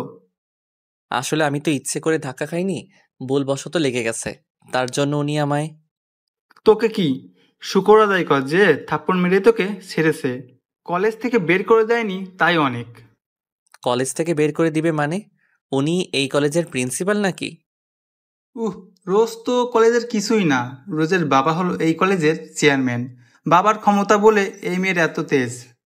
গতকাল এক ছেলে ওকে প্রপোজাল দিতেই ছেলেটাকে কুকুরের মতো মেরেছে, তারপর কলেজ থেকে রাশ টিকেট করে দিয়েছে। এই মেয়ে ভারী সাংঘাতিক। বুঝতে পেরে গেছি আমি। এখন থেকে একটু সাবধানে থাকিস, কেমন? ঠিক আছে, তাই থাকবো। রাজ রেদওয়ানকে কথাটা বলতেই আর চোখে রোজের দিকে তাকালো। রোজ আপন মনে ক্লাস করছে। মানুষ এতটা অহংকারী হতে পারে সেটা হয়তো জানা ছিল না রাজের। রাজ ক্লাস শেষ করে সোজা নিজের হোস্টেলে চলে যায়। হোস্টেলে গিয়ে ফ্রেশ হয়ে নিয়ে বিকেলের দিকে টিউশনিতে যায় রাজ। বিকেলের দিকে রাজ একদম ফ্রি থাকে, তাই এই টিউশনিটা নেয় সে। টিউশনি করাতে এসে রাজ নিজের স্টুডেন্টের রুমে এসে বসলো। রাফা হলো তার স্টুডেন্টের নাম। রাজ পড়ানো শুরু করার কিছু সময়ের মধ্যেই রাফা রাজকে উদ্দেশ্য করে বলতে লাগলো, স্যার, আজ না আমার পড়তে ইচ্ছে করছে না, আজ পড়া বন্ধ থাক। আজ পড়া বন্ধ থাকবে মানে? তুমি কি পাগল হয়ে গেছো নাকি? একটা দিন কতটা গুরুত্বপূর্ণ জানো তুমি? আর তাছাড়া সামনেই তো তোমার পরীক্ষা আসছে। এখন পড়া বন্ধ রাখা যাবে না। পরীক্ষায় আমি পাশ করে ফেলবো, ওটা নিয়ে চাপ নেই। আজ আমি পড়বো না, ব্যাস। আরে রাফা, তুমি আমার কথাটা তো শোনো। একদিনও পড়া। রাজ নিজের কথাটা শেষ করার পূর্বেই রাফার বড় বোন রুমে হকচকিয়ে চলে আসে। রাফার বড় বোন রুমে আসতেই রাজের চোখ জোড়া ছানা বড়া হয়ে যায়। রাজ অবাক হয়ে রাফার দিকে তাকিয়ে আছে। রাফার বোনকে দেখে রাজের অবস্থা খারাপ হয়ে যায়। রাফাকে উদ্দেশ্য করে আগে গজগজ করতে করতে রাফার বোন বলতে লাগলো, পড়তে ইচ্ছে করে না মানে কি? পড়াশোনা করতে যদি ইচ্ছা না হয় তবে পড়ছিস কেন? ছেড়ে দে। আর আপনাকে বলি মিস্টার সাহেব, আপনি। রোজ রাফার টিচারের দিকে তাকাতে পুরো অবাক হয়ে যায়। পুরো কথাটা বলার আগেই থমকে যায় রোজ। এটা কাকে দেখছে সে? কলেজে যাকে সে এত বাজেভাবে অপমান করেছে সেই লোকটা নাকি তার বোনের টিচার। রোজ রাজের দিকে কৌতূহলপূর্ণ দৃষ্টি নিয়ে বলে উঠল, আপনি আপনি আমার বোনের টিচার? জি, আমি রাফাকে পড়াতে এসেছি। আপনাকে আমি পরে দেখছি। আপাতত আপনি রাফাকে ভালো করে পড়ান। আর হ্যাঁ, শুধু পড়াবেন, আর কিছু যেন না হয়। জি। রোজ কথাটা বলতেই দ্রুত রাজের সামনে দিয়ে চলে যায়। রোজ হয়তো রাজকে এখানে আশা করতে পারেনি, আর না করতে পারাটাই স্বাভাবিক। কারণ রোজ গতকাল তার বাবার থেকে শুনেছে নতুন টিচার আসবে রাফাকে পড়াতে। কিন্তু এই টিচার যে তার ক্লাসমেট হবে সেটা রোজ বুঝতে পারেনি। রোজ রাফার রুম থেকে বেরিয়ে সোজা চলে আসে নিজের মায়ের কাছে। মায়ের কাছে এসে রোজ নিজের মাকে উদ্দেশ্য করে বলতে লাগলো, মা, রাফার জন্য যে টিচার রেখেছো সেই টিচার সম্পর্কে সব ধরনের ধারণা নিয়ে রেখেছো তো? টিচার রাখতে হলে আবার সব বিষয়ে ধারণা নিয়ে কেন রাখতে হবে? তাছাড়া রাজ তো অনেক ভালো একটা ছেলে, ওর মধ্যে ঝামেলা কি থাকবে? লাদেন কেন পীর বাবা মনে হতো? যাকে যেমনটা দেখা যায় আসলে সে তেমনটা নাও হতে পারে। তাই সবকিছু যাচাই করে নেওয়ার প্রয়োজন আছে। দেখ মা, তোর কথা হয়তো সত্যি, কিন্তু এই রাজকে আমি নিজে ছোটবেলায় নিজের হাতে মানুষ করেছি। ও যে এক কথায় সোনার ছেলে, সেটা আমার থেকে ভালো আর কেউ জানে না। হয়তো ছোটবেলায় ওকে লালন করেছো তুমি, কিন্তু এখন আর রাজ সেই ছোট্ট নেই, অনেক বড় হয়েছে, আর সেই সাথে অনেক কিছু বদলেও গেছে। খুব দরিদ্র পরিবারের ছেলে, ওর মধ্যে বাজে কিছু কখনো আসতেই পারে না। তাছাড়া আমি মা, আমি সবকিছু চোখ দেখেই বুঝতে পারি। যা ইচ্ছা হয় করো, শুধু ভালো হলেই হয়। রোজ নিজের মায়ের সাথে আর তর্ক করতে পারল না। রাজকেও প্রথমে তার ভালোই মনে হয়েছে, কিন্তু পরবর্তীতে যখন রোজের শরীরে ধাক্কা লাগলো তখন রোজের রাগ হতে লাগলো, আর সেই রাগের বহিঃপ্রকাশ ঘটে অপমানের মাধ্যমে। রাজ রাফাকে পড়ানো শেষ করে রাফার রুম থেকে বেরিয়ে একদম নিশ্চুপে বাড়ি থেকে বেরিয়ে যেতে লাগলো। রাজ রোজদের বাড়ি থেকে বেরিয়ে যেতেই হঠাৎ করে রোজ কোথা থেকে যেন রাজের সামনে এসে দাঁড়ায়। এবার রাজ খুব সতর্কতার সাথে ঠায় থমকে দাঁড়ালো। রোজ রাজকে দেখে ভ্রু কুচকে বলতে লাগলো, তা আজকের মতো পড়ানো কি শেষ? জি, আজকের মতো পড়া শেষ। আর আপনাকে দেখে মনে হলো আপনি নিজের বোনের পড়াশোনা নিয়ে খুব সিরিয়াস। তাই বলছিলাম রাতের দিকে নিজের বোনকে সাথে নিয়ে একটু পড়তে বসিয়েন। ওকে নিয়ে আমি পড়তে বসবো? ও তো আমার কাছে পড়তে চায় না, তাই তো বাহির থেকে টিচারের প্রয়োজন হয়েছে, অন্যথায় আমি নিজেই পড়াতাম। ও তো ছোট মানুষ, তাই বোধশক্তি অতটা বেশি নয়। ওকে আদর সোহাগ দিয়ে চেষ্টা করুন, দেখবেন ভালো ফল পাবেন। রাজ কথাটা বলতেই রোজের সামনে থেকে খানিকটা সরে গিয়ে চলে যায় নিজের হোস্টেলের উদ্দেশ্যে। রাজ চলে যেতেই রোজ রাজের বলা কথাটা ভাবতে লাগলো। রাজ তো সত্যিই বলেছে, কারণ রোজ যখন রাফাকে পড়াতে বসায় তখনই রাফাকে মার দিতে থাকে। রাফাকে আদর করে কবে নিজের কাছে নিয়েছে সেটা সঠিক মনে পড়ছে না রোজের। রোজ খানিক সময় বাড়ির নিচে দাঁড়িয়ে থেকে চলে যায় নিজের রুমের দিকে। পরদিন সকালে রাজ কলেজে এসে নিজের জায়গায় গিয়ে বসলো। কিছু সময় যেতেই রোজও চলে আসতো ক্লাসে এসে রোজ সোজা গিয়ে রাজের পাশে বসে পড়ল। রোজ রাজের পাশে এসে বসতেই রাজ খানিকটা ভ্যাবাচাকা খেয়ে যায়। হঠাৎ করে রোজ আজ নিজেই রাজের কাছে এসে বসেছে, তার মানে কি আবারও অপমানিত হতে হবে রাজকে? রাজ কথাটা ভাবতেই যেন রাজের গলা শুকিয়ে যায়। রোজ রাজকে ভয় পেতে দেখে মৃদু কণ্ঠে রাজকে উদ্দেশ্য করে বলল, ভয় পেতে হবে না, আমি বাঘও না আর ভাল্লুকও না, আপনার মতো একজন সাধারণ মানুষ আমি। জি, কিছু কি বলবেন? আমি ক্ষমা চাইতে এসেছি। আপনার সাথে ওই দিন বাজে ব্যবহার করার জন্য আমি সত্যিই লজ্জিত। রোজ এই প্রথম কারো কাছে ক্ষমা চাইলো। জীবনে কখনো রোজ কারোর কাছে ক্ষমা চায়নি, সেটা তার ভুল হোক বা না হোক। আজ প্রথম রাজের কাছে ক্ষমা চাইলো সে। কেন তার মধ্যে এ পরিবর্তন হলো সেটা নিজেও জানে না সে। রোজ ক্ষমা চাইতেই রাজ খানিকটা শকড হয়ে যায়। খানিকটা অবাক কণ্ঠে রাজ রোজকে উদ্দেশ্য করে বলল, না, ঠিক আছে, ক্ষমা চাইতে হবে না। তাছাড়া ও দিন ভুলটা আমি নিজেই করেছিলাম। আমার অসাবধানতার কারণেই আপনার সাথে আমার ধাক্কা। আপনি বড্ড বেশি কথা বলেন। আমি যখন ক্ষমা চেয়েছি তখন আর কথা না বাড়িয়ে ক্ষমা করে দিলেই তো হয়, এত কথা বলার প্রয়োজন নেই। জি। রাজ আর রোজ আরো কিছু সময় কথা বলল। অতঃপর রোজ নিজের জায়গায় গিয়ে বসলো। রাজ ক্লাসে মনোযোগ দিল। আর কিছু সময় ক্লাস করার পর আর চোখে রোজের দিকে তাকালো। রোজের দিকে তাকাতেই রাজ দেখতে পেল যে রোজ তার দিকে এক দৃষ্টিতে তাকিয়ে আছে। রোজের এমন এক দৃষ্টিতে তাকানোতে রাজের ভীষণ অস্বস্তি হতে লাগলো। রাজ নিজের মাথা থেকে রোজের কথাটা ঝেড়ে ফেলে দিয়ে টিচারের লেকচারের দিকে মনোযোগ দিল। ওইদিকে রোজ বারবার রাজের দিকে তাকাচ্ছে, শুধুমাত্র রাজ যেন একটু তার দিকে তাকায়। তবে সেটা হচ্ছে না। ক্লাস শেষ হতেই রাজ নিজের ব্যাগ গুছিয়ে নিয়ে ক্লাস থেকে বেরিয়ে যেতে লাগলো। রোজ পেছন থেকে খানিকটা দৌড়ে রাজের দিকে এগিয়ে এসে রাজের ব্যাগটা ধপাস করে ধরে ফেলল। রাজ পেছন ফিরে রোজের দিকে তাকাতেই রোজ রাগে গজগজ করতে করতে ভীষণ কর্কশ কণ্ঠে রাজকে উদ্দেশ্য করে বলতে লাগলো, এই তো সমস্যা কোথায়? আমার দিকে একটিবার চোখ তুলে তাকালে কি এমন পাপ হতো? জি, আমি আপনার কথাটা বুঝতে পারিনি। কেন, আমি কি আরবিতে কথা বলছি নাকি? সব বুঝতে পেরেও না বোঝার ভান করলে কেমন করে হবে? সত্যি আমি বুঝতে পারছি না আপনি আবার রেগে গেলেন কেন? আমি কি করেছি? ইচ্ছে করছে তোকে খুন করে দিতে। আমি তোর দিকে কতবার তাকিয়েছি জানিস, আর তুই আমার দিকে একবারও তাকালি না। সরি, আমি আপনার দিকে কেন তাকাতে যাব? আমার তো কোনো প্রয়োজন ছিল না আপনার দিকে তাকানোর, তাই তাকাইনি। মানে আমার দিকে তাকাতে হলে প্রয়োজন থাকতে হবে? প্রয়োজন ছাড়া আমার দিকে তাকানো যাবে না? না তো, প্রয়োজন ছাড়া কেউ কারোর দিকে তাকায়? আপনি নিজেই বলুন, আমার কথায় কি ভুল আছে? পুরো কলেজের সব ছেলেরা আমার দিকে এক দৃষ্টিতে তাকিয়ে থাকে। আমি তাদের দিকে একবারের বেশি দুবার ফিরেও তাকাই না।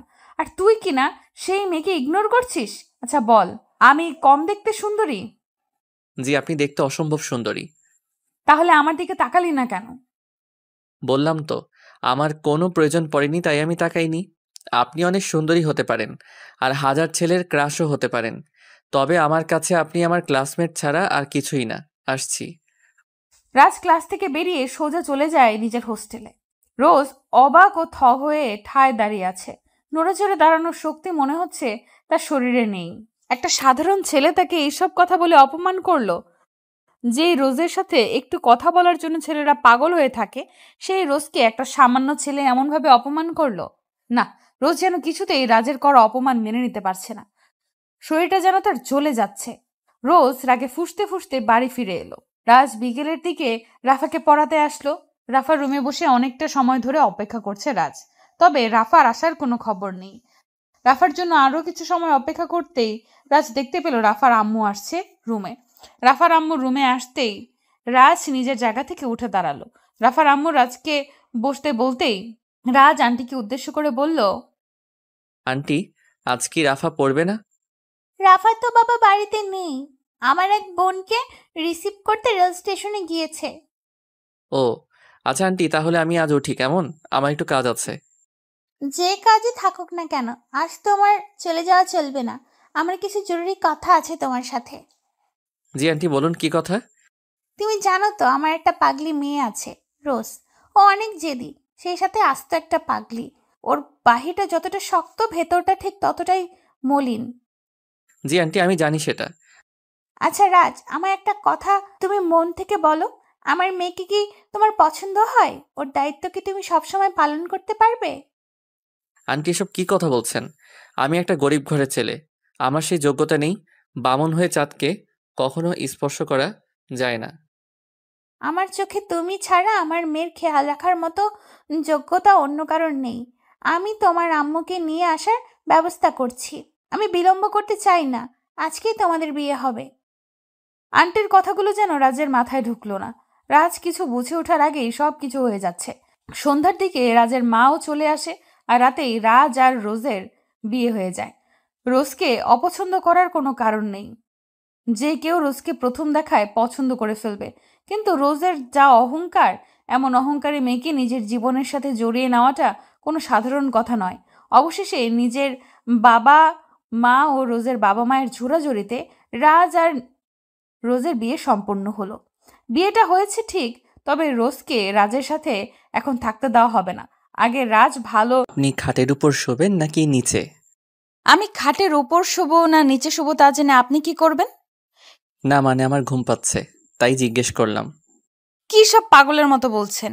আজ আমাদের বাসর রাত, আমরা তো আজ একসাথে ঘুমাবো, অনেক আদর খাবো, প্রেম ভালোবাসায় দুজন পাগল হয়ে যাব। দেখুন আমার ঘুম পাচ্ছে, আমি ঘুমাবো। আপনি দয়া করে বলুন আপনি কোথায় ঘুমাবেন?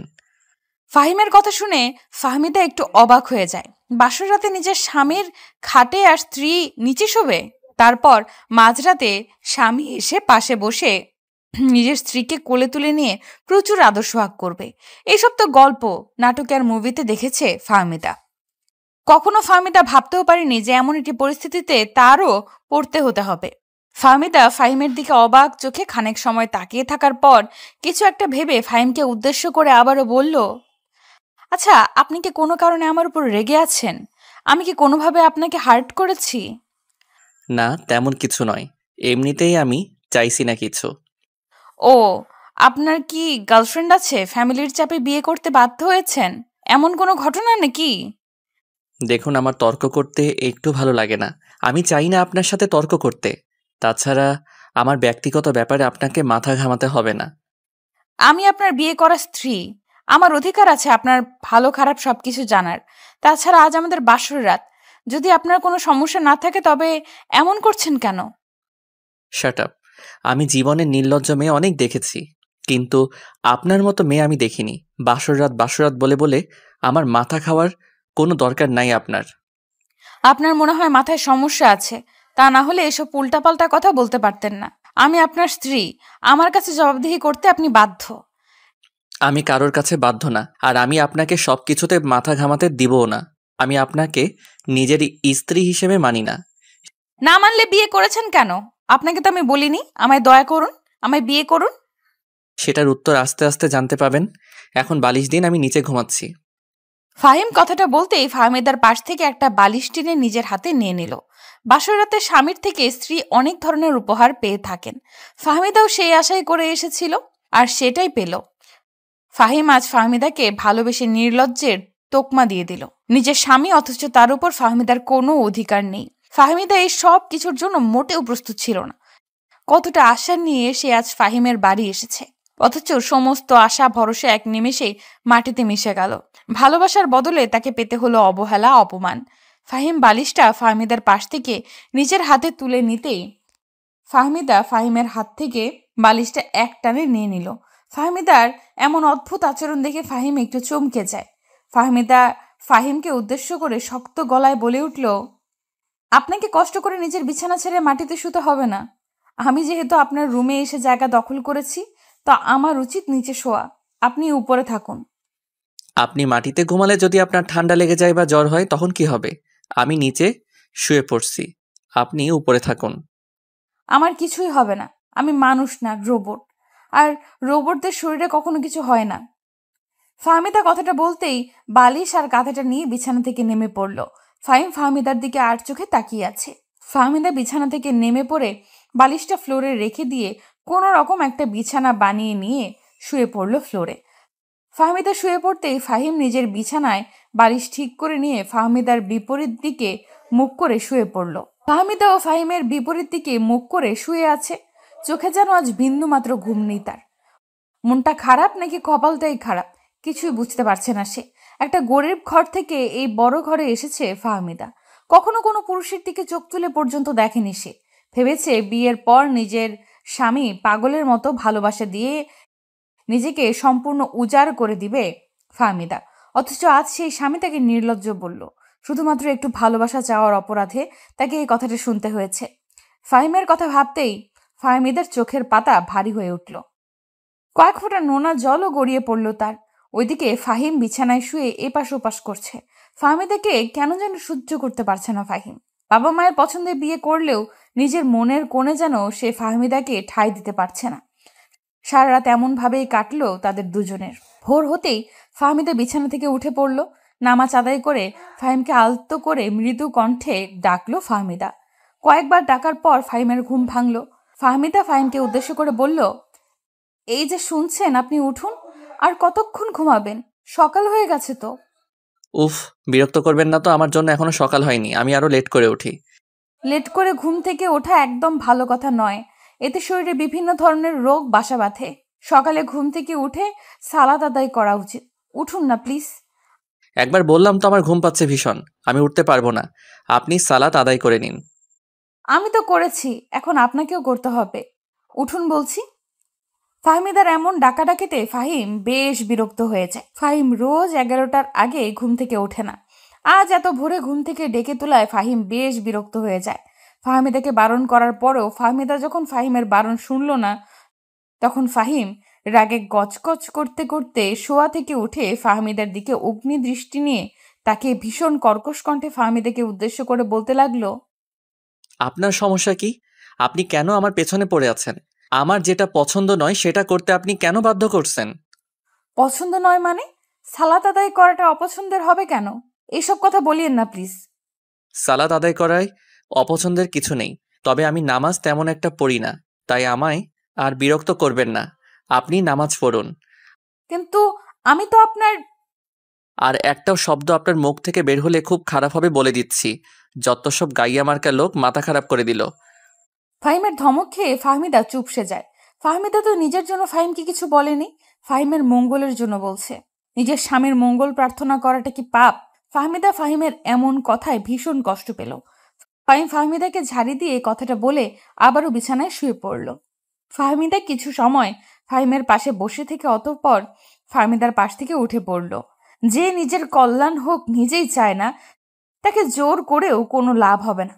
ফাহমিদা রুম থেকে বেরিয়ে সোজা চলে যায় রান্নাঘরে। সকালের জন্য সকালের নাস্তা তৈরি করতে হবে তাকে।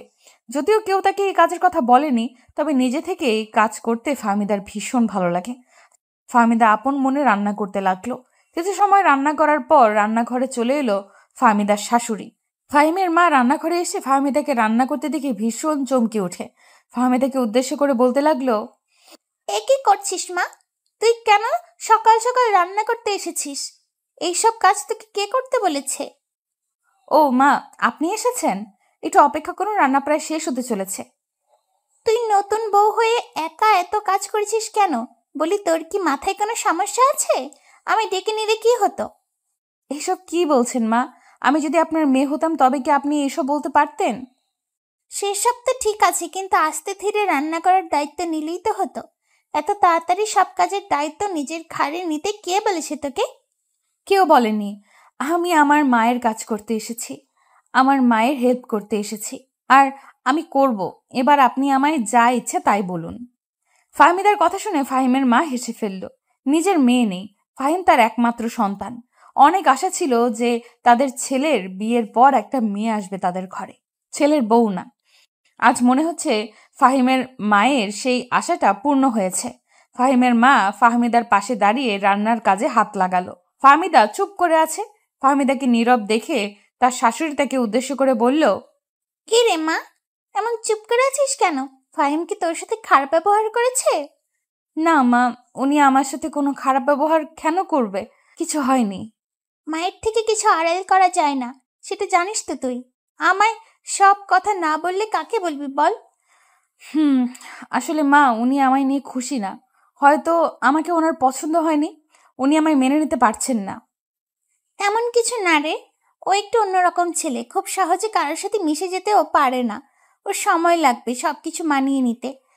তুই যদি ভেবে থাকিস ও একটা সময় তোকে বুঝবে, তবে ভুল। ওর উপর জোর করতে হবে তোকে। কড়া চাপে রাখলে ও সোজা হয়ে যাবে। জি, বুঝতে পেরেছি আমি মা। শুধু বুঝলে হবে না, চাপেও রাখতে হবে। কি পারবি না আমার ছেলেকে নিজের মনের মতো করে গড়তে? চেষ্টা করব আমি। ফাহমিদা রান্না করছে আর আপন মনে হাসছে। এই বাড়িতে ফাহমিদাকে বোঝার মতো তো একজন লোক আছে। আর সত্যি ফাহিমকে চাপে না রাখলেও কোনো দিন ফাহমিদার মন বুঝবে না। ফাহমিদা রান্না শেষ করে নিতেই 1 কাপ চা দিয়ে ফাহিমের রুমে চলে যায়। ফাহমিদা রুমে আসতে দেখতে পায় ফাহিম এখনো বিছানায় শুয়ে ঘুমাচ্ছে। ফাহমিদা ফাহিমের কাছে এগিয়ে এসে টেবিলের উপর চায়ের কাপটা রেখে দিয়ে টেবিলের উপর থাকা পানির জগটা হাতে নিয়ে দুম করে ফাহিমের মুখের উপর পানি ঢেলে দিল। ফাহিমের মুখের উপর পানি পড়তেই ফাহিম হকচকিয়ে উঠে পড়ল। ফাহিম নিজের মুখের উপর থেকে পানি হাত দিয়ে সরিয়ে দিতে দিতে চোখ তুলে তাকাতেই দেখতে পায় ফাহমিদা জগ হাতে দাঁড়িয়ে আছে। ফাহিম ফাহমিদার হাতে পানির জগটা দেখে রাগে গজগজ করতে করতে ফাহমিদাকে উদ্দেশ্য করে বলল, হাউ ডেয়ার ইউ! আমার মুখের উপর পানি ঢালার সাহস পেলেন কোথা থেকে? আপনি জানেন আপনি এইমাত্র কি করেছেন? আমার সাহস সম্পর্কে আপনার ধারণা না থাকতে পারে, তাই এই কথাটা বলছেন। আমি আপনাকে 2 মিনিট সময় দিলাম, তাড়াতাড়ি ফ্রেশ হয়ে নিচে আসুন। আর যদি আমায় আসতে হয় তবে সেটা আপনার জন্য ভালো হবে না। কি সব বলছেন? মাথা গেছে নাকি আপনার? আপনি ফাহিম রেজা চৌধুরীকে অর্ডার করছেন? I am surprised. আপনি যদি ফাহিম রেজা চৌধুরী হয়ে এতটা তেজ দেখাতে পারেন তবে একবার ভেবে দেখুন মিসেস ফাহিম রেজা কতটা তেজ হবে। Don't understand me. ফাহমিদা কথাটা বলতেই ফাহিমের সামনে দিয়ে হন হন করে রুম থেকে বেরিয়ে যায়। ফাহিম এক দৃষ্টিতে ফাহমিদার চলে যাওয়ার দিকে অপলক দৃষ্টিতে তাকিয়ে আছে। সবকিছু যেন তার মাথার উপর দিয়ে যাচ্ছে। ফাহমিদা হঠাৎ করে এতটা বদলে গেল কেমন করে, তাও আবার একটি রাতের মধ্যে? ফাহিম কিছুই যেন বুঝে উঠতে পারছে না। ফাহিম নিজের মুখের উপর লেগে থাকা পানিগুলো মুছে নিয়ে ফ্রেশ হতে চলে যায়। ফ্রেশ হয়ে নিচে আসতে ফাহিম আবারও চমকে গেল। ফাহিম দেখতে পেল আজ অনেক ধরনের খাবারের আয়োজন করা হয়েছে। খাবার টেবিলের পাশে শুধুমাত্র ফাহমিদা আছে, আর কেউ নেই। ফাহিম খাবার টেবিলের সামনে এগিয়ে এসে ফাহমিদাকে উদ্দেশ্য করে মৃদু কণ্ঠে বলল, বাবা মাকে দেখছি না যে, ওনারা কোথায়? ওনারা খেয়ে নিয়েছে, আপনি বসুন। অনেক খাবারের আয়োজন করেছি, সব খাবার খেয়ে টেস্ট করতে হবে আপনাকে। এত খাবার আমি একা খাবো কেমন করে? এত খাবার আমি একা কোনোভাবেই খেতে পারবো না। আপনি খাবেন, আপনার ঘাড়ও খাবে। চুপটি করে বসুন, আমি খাবার দিচ্ছি। পাগল হয়ে গেছেন নাকি? এত খাবার আমি খেলে মরেই যাব। আর আপনি আমার সাথে এমনভাবে কথা বলছেন কেন? কেমন ভাবে কথা বলছি? এর থেকেও বাজেভাবে কথা বলবো আমি। আপনার কথা মতো আমি চলবো না, আপনি নিজে আমার কথা মতো চলবেন। মানে পাগল নাকি? আমি আপনার কথা মতো উঠবো বসবো এসব ভাবলেন কেমন করে? নিজের জায়গাটা ভুলে গেছেন নাকি? আমার সাথে তর্ক করা, আমায় বারবার আমার জায়গা দেখিয়ে দেওয়া, এইসব বাজে অভ্যাস আজ থেকে পরিহার। তা না হলে আমার মুখের পাশাপাশি আমার হাতও চলবে। ফাহমিদার এই কথাটি শুনে ফাহিম চুপসে যায়। তার মনে ফাহমিদা ফাহিমের গায়ে হাত তুলবে। স্বামী হয়ে নিজের স্ত্রীর হাতে মার খেতে হবে তাকে। কথাটা ভাবতেই ফাহিমের সারা শরীর কেঁপে উঠল। ফাহিম নিজের সম্মান বজায় রাখার জন্য নিশ্চুপ হয়ে খাবার টেবিলে বসে পড়ল। খাবার টেবিলে বসে একে একে ফাহমিদার রান্না করা খাবারগুলো টেস্ট করতে লাগলো সে। সত্যি ফাহমিদার হাতে জাদু আছে। এত ভালো করে রান্না করেছে যে ফাহিমের ইচ্ছে করছে সব খাবার একাই খেয়ে নিতে। ফাহিম কোনো শব্দ না করে পুরো খাবার খেয়ে খাবার টেবিল থেকে উঠে পড়ল। ফাহমিদা ফাহিমের দিকে তাকাতেই ফাহিম মৃদু কণ্ঠে বলে উঠল, মাশাআল্লাহ, আপনার রান্নার হাত ভীষণ পাকা। খাবারগুলো এক কথায় অসাধারণ হয়েছে। ধন্যবাদ। ফাহিম খাবার খেয়ে সোজা নিজের রুমে চলে যায়। রুমে বসে ফাহিম ভাবছে যে ফাহমিদা এতটা কিউট হয়েও এত বেশি ডেঞ্জারাস কেন? গতকাল রাতেও তো সে ভালোই ছিল, এখন হঠাৎ করে এমন সাংঘাতিক হয়ে গেল কেন? কিছু যেন ফাহিম বুঝতে পারছে না। ফাহিম ফাহমিদার কথা ভাবতেই হঠাৎ করে ফাহিমের রুমে ফাহমিদা চলে এলো। ফাহমিদা রুমে এসে কোনো কথা না বলে সোজা ফাহিমের পাশে গিয়ে বসলো। ফাহিম প্রশ্নসূচক দৃষ্টিতে ফাহমিদার দিকে তাকাতেই ফাহমিদা ফাহিমকে উদ্দেশ্য করে বলতে লাগলো, দেখো, গতকাল রাতে আমায় একটু আদর করনি, এখন আমার আদর লাগবে, আমায় আদর করো তো। আদর লাগবে মানে? আমি ওসব আদর করতে পারবো না। তাই শোনা, করবে না তো? না, করব না। ঠিক আছে, তোকে করতে হবে না, আমি নিজেই করছি। ফাহমিদা কথাটা শেষ করতেই ফাহিমের উপর ঝাঁপিয়ে পড়ল। ফাহিম বেচারা কিছুই বুঝতে পারল না। এক মুহূর্তের জন্য ফাহিমের মনে হচ্ছে তাকে কেউ জোর করে ধর্ষণ করছে। দেশে আজকাল পুরুষ নির্যাতনও হয়। ফাহমিদা ফাহিমকে আদর করতে লাগলো। ফাহিম, কাজ করলে তোমার ওই 2টা দেখা যায় কেন? আমার ওগুলো বড়, তাই দেখা যায়। তোমার এই দুটো এত বড় কেমন করে হলো? সেটা তো আল্লাহ জানে, আমি কি জানি। আমার শারীরিক গঠনটাই এমন। মিথ্যা বলো আমার সাথে। কারোর হাতের স্পর্শ ছাড়াই এই দুইটা তোমার এত বড় বড় হয়েছে? কারোর হাতের স্পর্শ মানে? তুমি কি বলতে চাইছো আমায় তোমার আগে অন্য কেউ ছুঁয়েছে? ছুতেও তো পারে, বলা তো যায় না। আসিফের কথাটা শুনে তুলি ভীষণ অবাক হয়ে যায়। তুলি নিজের কানকেও যেন বিশ্বাস করতে পারছে না। আসিফ তাকে অবিশ্বাস করছে, যে আসিফ সর্বদা তনু যেটা বলতো সেটাই মেনে নিত। আজ সেই আসিফ অন্যদিকে আঙুল তুলছে। কথাটা ভাবতেই ভীষণ অদ্ভুত লাগছে তনুর। আসিফ তাকে নিয়ে এতটা নিচু একটা কথা বলবে সেটা হয়তো তনু কখনো ভাবতেও পারেনি। তনু নিশ্চুপ হয়ে আসিফের দিকে তাকিয়ে ভাবতে লাগলো। আসিফ তনুকে নিশ্চুপ দেখে তনুকে উদ্দেশ্য করে আবারও বলতে লাগলো, কি হলো তনু, এমন চুপ করে গেলে যে? কথা বলার ভাষা কি হারিয়ে ফেলেছো নাকি? ভাষা হারিয়ে ফেলেনি, খানিকটা অবাক হচ্ছে যে তুমি আমায় সন্দেহ করে বলছো অন্য কেউ আমায় ছুঁয়েছে। এটা আমার একটা বিশাল সারপ্রাইজ। আমি তোমায় নিয়ে সন্দেহ করিনি। আমি তো শুধু আমার অপিনিয়নটা দিলাম যে একটা ছেলের হাতের স্পর্শ ছাড়া এগুলো এত বড় বড় কি করে হলো। এই কথার মানে কি আসিফ? নিশ্চয়ই কোনো ছেলে আমায় স্পর্শ করেছে, আর তার ফলেই আমার এইগুলো বড় হয়েছে, এমন কিছুই তো? সেসব তো আমি জানি না। আচ্ছা, আমি এখন একটু আসছি, বাইরে যেতে হবে আমাকে। আসিফ কথাটা বলতেই তনুর সামনে দিয়ে হনহন করে চলে যায়। তনু আসিফের চলে যাওয়ার দিকে তাকিয়ে আছে। আসিফ চলে যেতেই তনু আপন মনে বসে বসে আসিফের কথাগুলো ভাবতে লাগলো। আসিফ 1 মিনিটের মধ্যে এতটা বদলে গেল যে তনুকে, তার ভালোবাসার মানুষটিকে সন্দেহ করতে শুরু করে দিল। আজ সন্দেহ করছে, 2 দিন পর তো সরাসরি বলবে অন্য পুরুষের সাথে তনুর বাজে সম্পর্ক আছে। তনু কথাটা ভাবতেই তার কলিজাটা কেঁপে কেঁপে উঠল। ভালোবাসার মানুষটি যখন এমনভাবে অযথা মিথ্যা সন্দেহ করে, তখন বুকের ভেতর কেমন করে সেটা শুধুমাত্র একটা নারীই জানে। রাতের দিকে আসিফ বাড়ি ফিরল। আসিফ বাড়ি ফিরে এসে সোজা নিজের রুমে চলে আসলো। রুমে এসে আসিফ দেখতে পায় তনু বসে বসে নিজের চোখের জল ফেলছে। তনুকে কান্না করতে দেখে আসিফের বুকের মাঝে চিনচিন ব্যথা করে উঠল। আসিফ তনুর কাছে এগিয়ে এসে তনুর পাশে বসলো। তনুর মাথার উপর নিজের হাত রেখে মৃদু কণ্ঠে আসিফ তনুকে উদ্দেশ্য করে বিচলিত কণ্ঠে বলল, এ কি তনু, কাঁদছো কেন? কি হয়েছে তোমার, আমায় বলো। কিছু না, আমি খারাপ মেয়ে, আমার সাথে দয়া করে কথা বলিও না। তুমি খারাপ মেয়ে মানে? কে বলেছে তুমি খারাপ? জাস্ট নামটা বলো আমায়, তার গলার টুটি চেপে ধরবো আমি। নামটা বলো শুধু। ফাজলামি করো না, আমার মন মানসিকতা এমনিতেই খারাপ হয়ে আছে, প্লিজ আমায় একটু একা থাকতে দাও। আমি তোমার সাথে মজা করতে যাব কেন? আমি যা বলেছি সত্যই বলেছি। বলো, কে তোমায় কি বলেছে? জানো না কে কি বলেছে? আমি তো খারাপ মেয়ে, আমার শরীরে অন্য ছেলেরা হাত দিয়েছে, আমার শরীর স্পর্শ করে আমায় অপবিত্র করে দিয়েছে, আমার সব কিছু বড় করে দিয়েছে। তনুর কথাটা শুনে আসিফ ঠিক বুঝতে পারে যে তনু আসিফের কথাটার কারণে কষ্ট পেয়েছে। তবে আসিফ তো কোনো খারাপ উদ্দেশ্য নিয়ে কথাটা বলেনি, তবে তনু তো অন্য কিছুই ভেবে নিয়েছে। আসিফ তনুর দিকে তাকিয়ে মুচকি হাসি দিয়ে তনুকে উদ্দেশ্য করে বলতে লাগলো, তুমি না আসলে একটা বাচ্চা মেয়ে। আমার কথার মানেটা তুমি ঠিক বুঝতেই পারোনি। আমি তোমার কথার মানে কেন বুঝতে পারবো না? ঠিক বুঝতে পেরেছি। আসলে কি বলো তো, তুমি আমায় বিশ্বাস করতে পারো নাই।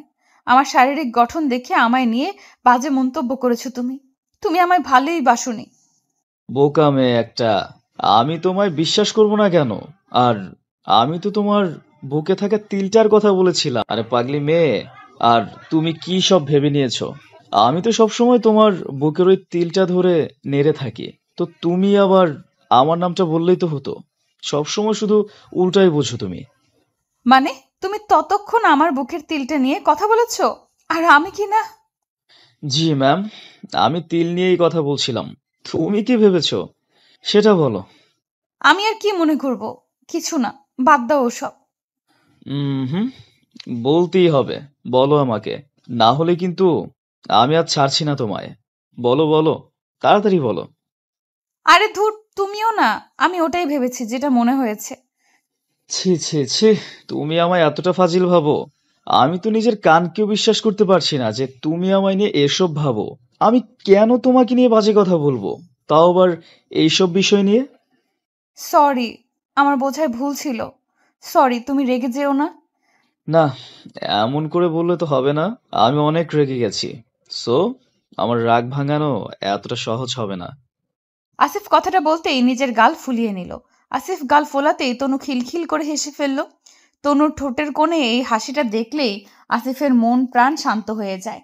এক অদ্ভুত আনন্দ লাগে তার বুকের মাঝে। আসিফ তনুর মুখের দিকে মুগ্ধ দৃষ্টিতে তাকিয়ে আছে। এই হাসিটার মায়ায় পড়ে গেছে আসিফ। আসিফ তনুর হাসি দেখে নিজেও হেসে ফেলল।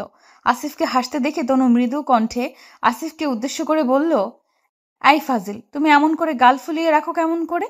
তোমার এই গাল ফুলানো দেখে আমার ভীষণ হাসি পায়। তোমাকে হাসানোর জন্যই তো আমি এমন গাল ফুলিয়ে রাখি, যাতে করে তোমার ঠোঁটে একটু হাসি ফোটে। আমি তোমার ঠোঁটের ওই মিষ্টি হাসির প্রেমে পড়ে যাই বারংবার। তাই সবসময় তোমাকে হাসানোর চেষ্টাটাই করি। আচ্ছা, এতটা পাগল কেন তুমি? তোমার এই পাগলামিগুলো আমার মনকে ব্যাকুল করে। তোমার প্রতি ভালোবাসাটা আরো কয়েক গুণ বাড়িয়ে দেয়। তাই নাকি? তাহলে আমার বুকটাকে এখনো শূন্য করে কেন রেখেছো? এসো না, একটু কাছে এসো না প্লিজ। এই বুকটাকে একটু শান্ত করে দাও, ভালোবাসা দিয়ে ভরিয়ে দাও আমায়। আসিফ তনুর সামনে নিজের 2 হাত বাড়িয়ে দিতেই তনু দৌড়ে চলে আসে আসিফের বুকে। আসিফকে শক্ত করে জড়িয়ে ধরে তনু ভালোবাসা নিতে থাকে। আসিফের বুকে আছে তনুর জন্য গভীর ভালোবাসা, যে ভালোবাসার পরশ তনুকে বারবার রাঙিয়ে দেয়। আসিফ তনুকে শক্ত করে নিজের বুকে জড়িয়ে নিয়ে তনুর কপালে ভালোবাসার পরশ এঁকে দিল। তনু নিজের চোখ জোড়া বন্ধ করে গভীরভাবে আসিফের ভালোবাসা অনুভব করলো। একটা ভালোবাসার সম্পর্ক একদিনে তৈরি হয় না। ভালোবাসা তখনই মজবুত হয় যখন একে অপরকে বিশ্বাস করতে পারে। বিশ্বাসের উপর ভর করেই ভালোবাসা পূর্ণতা পায়। যদি বিশ্বাস গাঢ় না হয় তবে ভালোবাসা টিকে থাকতে পারে না। তাই কাউকে ভালোবাসার পূর্ব শর্ত হলো বিশ্বাস করা। বিশ্বাস ছাড়া কোনো সম্পর্ক টিকে থাকতে পারে না। খানিক সময় আসিফ তনুকে নিজের বুকের সাথে শক্ত করে জড়িয়ে রাখার পর তনু আসিফকে উদ্দেশ্য করে বলে উঠল, এই আর কতক্ষণ আমায় তোমার বাহুডোরে বন্দি করে রাখবে? এবার তো ছাড়ো। জানো আমার কত কাজ পড়ে আছে। কি কাজ পড়ে আছে শুনি? আমি আমার আদরিনীটাকে এখন কিছুতেই ছাড়বো না। কে কি করে আমিও দেখবো। ফাজলামি করো আমার সাথে। ফাজিল, ছাড়ো বলছি। খাবার খাবে না নাকি? খাবার তো আমি খাবোই সোনা, তবে এই খাবার না, অন্য খাবার। আসিফ কথাটা বলতেই তনুর দিকে তাকিয়ে দুষ্ট একটা হাসি দিল। তনু বুঝতে পেরে গেল আসিফ কি খেতে চাইছে। কিন্তু সবকিছুর তো একটা সময় থাকে, তাই না? আসিফ তো সারা দিন দুষ্টুমি করতে চায়, এটা তো আর করতে দেওয়া যায় না। তনু আসিফের কথা শুনে মুচকি হাসি দিয়ে বলল, সরি জনাব, এখন ডিনার টাইম। সো কোনো প্রকার দুষ্টু চিন্তা মাথায় না নিয়ে এসে চলুন খাবার খেয়ে নিই। আরে, আমার কোনো দুষ্ট চিন্তা নাই। আমার মাথায় তো শুধু ভালো চিন্তা আর ভালো চিন্তা। আমি শুধুমাত্র তোমার বুকে থাকা তিলটাকে দেখব, আর কিচ্ছু করব না। ট্রাস্ট মি, আর কিচ্ছু করব না। আমায় কি বোকা পেয়েছো তুমি? তুমি তিল দেখার কথা বলে কি না কি করে বসবে? আমি এমন ধোকা আগেও খেয়েছি। সো আর না। আরে ধুর পাগলি, এবার প্রমিস করছি আমি কিচ্ছু করব না তোমাকে। শুধুমাত্রই তিলটা দেখব, আর কিচ্ছু করব না। বললাম তো রে বাবা। সত্যি তো? শুধু দেখবে, আবার পরে বলবে না তো একটু ছুঁয়ে দেখতে ইচ্ছে করছে? না, একদমই না। আমি শুধু তোমাকে একটু দেখব, আর আলতো করে শুধু একটু ছুঁয়ে দিব আর কি তোমার তিলটাকে। এর বেশি আর কিচ্ছু করব না, কথা দিলাম তোমাকে। যাও, তোমায় এবার বিশ্বাস করলাম। যদি তুমি কোনো বাজে কাজ করো না, দেখো আমি কি করি। ঠিক আছে, দেখো তুমি। এবার তো জামাটা খোলো। এই, আমি খুলবো কেন? খুলবে তো তুমি। আমি জামা খুলতে পারবো না, আমার লজ্জা লাগছে। আচ্ছা ঠিক আছে, তুমি খুলো না, আমি নিজেই খুলে নিচ্ছি। আসিফ তনুর চোখের দিকে তাকাতেই তনু লজ্জায় নিজের চোখ নামিয়ে নিল। আসিফ বেশ বুঝতে পারছে যে তার আদরের বউটার ভীষণ লজ্জা লাগছে। এত আদর করার পরেও সে তনুর লজ্জা ভাঙিয়ে দিতে পারল না। আসিফ আলতো করে নিজের ঠোঁটজোড়া বাঁকিয়ে নিয়ে তনুর বুকের উপর থাকা ওড়নাটা নিজের হাতে নিয়ে নিল। তনুর বুকটা এখন আসিফের সামনে অর্ধ উন্মুক্ত। এই অর্ধ উন্মুক্ত বুকটা দেখে আসিফের ইচ্ছের শক্তিটা যেন আরো তীব্র আকার ধারণ করলো। আসিফ আর অপেক্ষা করতে পারছে না তনুর বুকে থাকা কালো তিলটাকে দেখার জন্য। কালো তিলটা দেখা তো শুধুমাত্র একটা বাহানা মাত্র। আসলে তো আসিফ চাইছে তার ভালোবাসার মানুষটিকে আদর করতে। তনুকে আদর করার নেশাটা যেন আসিফকে আরো ব্যাকুল করে দিচ্ছে। আসিফ ধীর গতিতে তনুর কোমরের কাছে নিজের হাত দিয়ে গিয়ে দুম করে তনুর কোমর ধরে হ্যাচকা টান দিয়ে তনুকে নিজের বুকের উপর নিয়ে এলো। তনুর আসিফের বুকের সাথে ধাক্কা খেতেই তনু খানিকটা চমকে যায়। আসিফ তনুর রসালো ঠোঁটের দিকে দৃষ্টিপাত করে নিজের ঠোঁটজোড়া নিয়ে তনুর ঠোঁটজোড়া আঁকড়ে ধরে। তনু আসিফের ঠোঁটের পরশ পেতেই যেন নিজেকে আর আটকে রাখতে পারছে না। আসিফের সাথে সমান তালে সেও রেসপন্স করতে লাগলো। আসিফ তনুর রেসপন্স পেতেই আরো উন্মাদ হয়ে গেল। পাগলের মতো আসিফ তনুর ঠোঁটের উপর ভালোবাসার পরশ এঁকে দিতে লাগলো। খানিক সময় চুমু খাওয়ার পর আসিফ তনুর জামাটা খুলে ফেললো। আসিফ তনুর জামাটা খুলে ফেলতেই পাগলের মতো তনুর বুকের উপর নিজের ঠোঁটজোড়া ছুঁয়ে দিয়ে চুমু খেতে লাগলো। আসিফের উন্মাদনা দেখে তনুও নিজের উপর নিয়ন্ত্রণ রাখতে পারল না। তনু আসিফের মাথাটা নিজের বুকের উপর চেপে ধরে মৃদু চিৎকার করে উঠল। তনুর সারা শরীর আসিফের স্পর্শে কাঁপছে। আসিফ তনুর এই মৃদু কম্পনে আরো বেশি ব্যাকুলিত হয়ে পড়ে। নিজের মধ্যে আর কেউ থাকতে পারেনি। দুজন উন্মাদ হয়ে গেল আদর ভালোবাসা আদান প্রদানের জন্য। প্রায় ঘন্টাখানেক পর আসিফ ক্লান্ত হয়ে তনুর বুকে মাথা রেখে শুয়ে পড়ল। আসিফ ক্লান্ত হয়ে তনুর বুকে শুয়ে পড়তেই তনু মুচকি হেসে আসিফকে উদ্দেশ্য করে আদরে গলায় বলতে লাগলো, কি জনাব, এতক্ষণ পর আপনার হলো? আমি তো ভেবেছি আজকে আপনার শেষ হবেই না। এত তাড়াতাড়ি শেষ করে দিলে যে? বলো কি, খুব তাড়াতাড়ি শেষ করে দিয়েছি আমি? আচ্ছা চলো আবার একটা গেম খেলে নেই। এবার বেশ ভালো করেই করব, আর অনেক পরে ছাড়বো। পাগল হয়ে গেলে নাকি? এখন আবার করবে মানে? একদম বাজে কথা বলবে না। আমার শরীর প্রচুর ব্যথা হয়ে আছে। এখন আবার করলে আমি মরেই যাব। আরে পাগলি, কিচ্ছু হবে না। যত করবে তত মজা পাবে। একটু আদর করতে চাই, আর তুমি কিনা আদর করতেই বারণ করছো। এটা কি ঠিক? তুমি বলো। এটাই ঠিক। আর একবার যদি আদর করার কথা বলো তো তোমার খবর আছে বলে দিচ্ছি। এখন চলো, ফ্রেশ হয়ে নিতে হবে। ডিনার তো করা লাগবে, তাই নয় কি? তুমি আমার কষ্টটা কখনোই বুঝলে না। একটু আদরও করতে দিলে না আমায়। আদর করায় কাজ নেই। এখন চলো ফ্রেশ হয়ে নেই। তাছাড়া এখন তো আবার খাবার খেতে যেতে হবে। আর যদি লেট হয়ে যায় তবে আম্মু কিন্তু বকা দিবে। সব সময় শুধু অজুহাত দেখাতে থাকো তুমি। এমন করাটা আমার একদম পছন্দ নয়। আহ, তাই নাকি সোনা? তিল লেখার নাম করে যে আদর করলে সেটা কি কম কিছু নাকি? এখন নো আদর, আবার পরে আদর করব। তনুর কথাটা শেষ হতে আসিফ আলতো করে তনুর কপালে নিজের ঠোঁটজোড়া ছুঁয়ে দিল। আসিফ তনুর কপালে ভালোবাসার পরশ এঁকে দিতেই চলে যায় ফ্রেশ হয়ে নিতে। দুজন একসাথে ফ্রেশ হয়ে নিয়ে রাতের খাবার খেয়ে নিল তারা। রাতের খাবার শেষ করে আসিফ তনুর নিজেদের রুমে ফিরে আসলো। আসিফ রুমে এসে সোজা নিজের বিছানায় চলে যায়। বিছানায় শুয়ে পড়তেই তনু আসিফকে উদ্দেশ্য করে খানিকটা ঝাড়ি দিয়ে বলল, রুমে এসেই শুয়ে পড়লে? তো কি করব? খাবার পড়তে মানুষ শুয়ে পড়ে, তাই না? শুয়ে পড়তে হয় মানে? তুমি দেখতে পাচ্ছ না তোমার স্ত্রী একা একা বসে চুল আঁচড়ে নিচ্ছে? কেমন স্বামী তুমি? একটু আদর করে ভালোবাসা দিয়ে চুলগুলো আঁচড়ে দিতে পারো না? ওরে আমার আদরের বউটারে, চুল আঁচড়ে দিতে হবে এটা বললেই তো হয় আমাকে। আমি কি বারণ করবো নাকি তোমাকে? হ্যাঁ, পাগলি মেয়ে কোথাকার। কোথায় দেখি কি কি আঁচড়ে দিতে হবে? আসো আমার কাছে আসো। আসিফ কথাটা শেষ করতেই বিছানা থেকে উঠে তনুর দিকে ছুটে এলো। তনুর কাছে এসে আসিফ আলতো করে ভালোবাসা দিয়ে তনুর চুলগুলো আঁচড়ে দিতে লাগলো। ভালোবাসা আসলেই সুন্দর। আমরা ভালোবাসতে জানি না দেখে আমাদের কাছে ভালোবাসা খানিকটা তিক্ততা লাগে। তবে যদি মন থেকে আমরা ভালোবাসতে জানি তবে একটা সময় এই ভালোবাসাটাই আমাদের কাছে অতি মধুময় লাগে। আসিফ তনুর চুল আঁচড়ে দিয়ে তনুকে কোলে তুলে নিয়ে বিছানায় চলে যায়। বিছানায় গিয়ে তনুকে নিজের বুকে নিয়ে শান্তির ঘুম ঘুমিয়ে পড়ে। প্রিয়জনকে বুকে নিয়ে গভীর প্রশান্তি নিয়ে ঘুমাতে পারাটা সত্যিই ভাগ্যের ব্যাপার। এমন ভাগ্য সবার থাকে না। বেঁচে থাকুক এমন সব দুষ্টু মিষ্টি ভালোবাসা। মন থেকে পবিত্র ভালোবাসায় মেতে উঠুক দুটি পবিত্র মন। খুব ঠান্ডা লাগছে, আমায় একটু গরম করে দাও না প্লিজ। এই গরমের মধ্যে তোমার ঠান্ডা লাগছে মানে? শরীর ঠিক আছে তো তোমার? গরম কোথায় পেলে? দেখছো না বাইরে রিমঝিম ধারায় বৃষ্টি হচ্ছে। বৃষ্টির সময় কি গরম থাকে নাকি? তখন তো ঠান্ডা চলে আসে।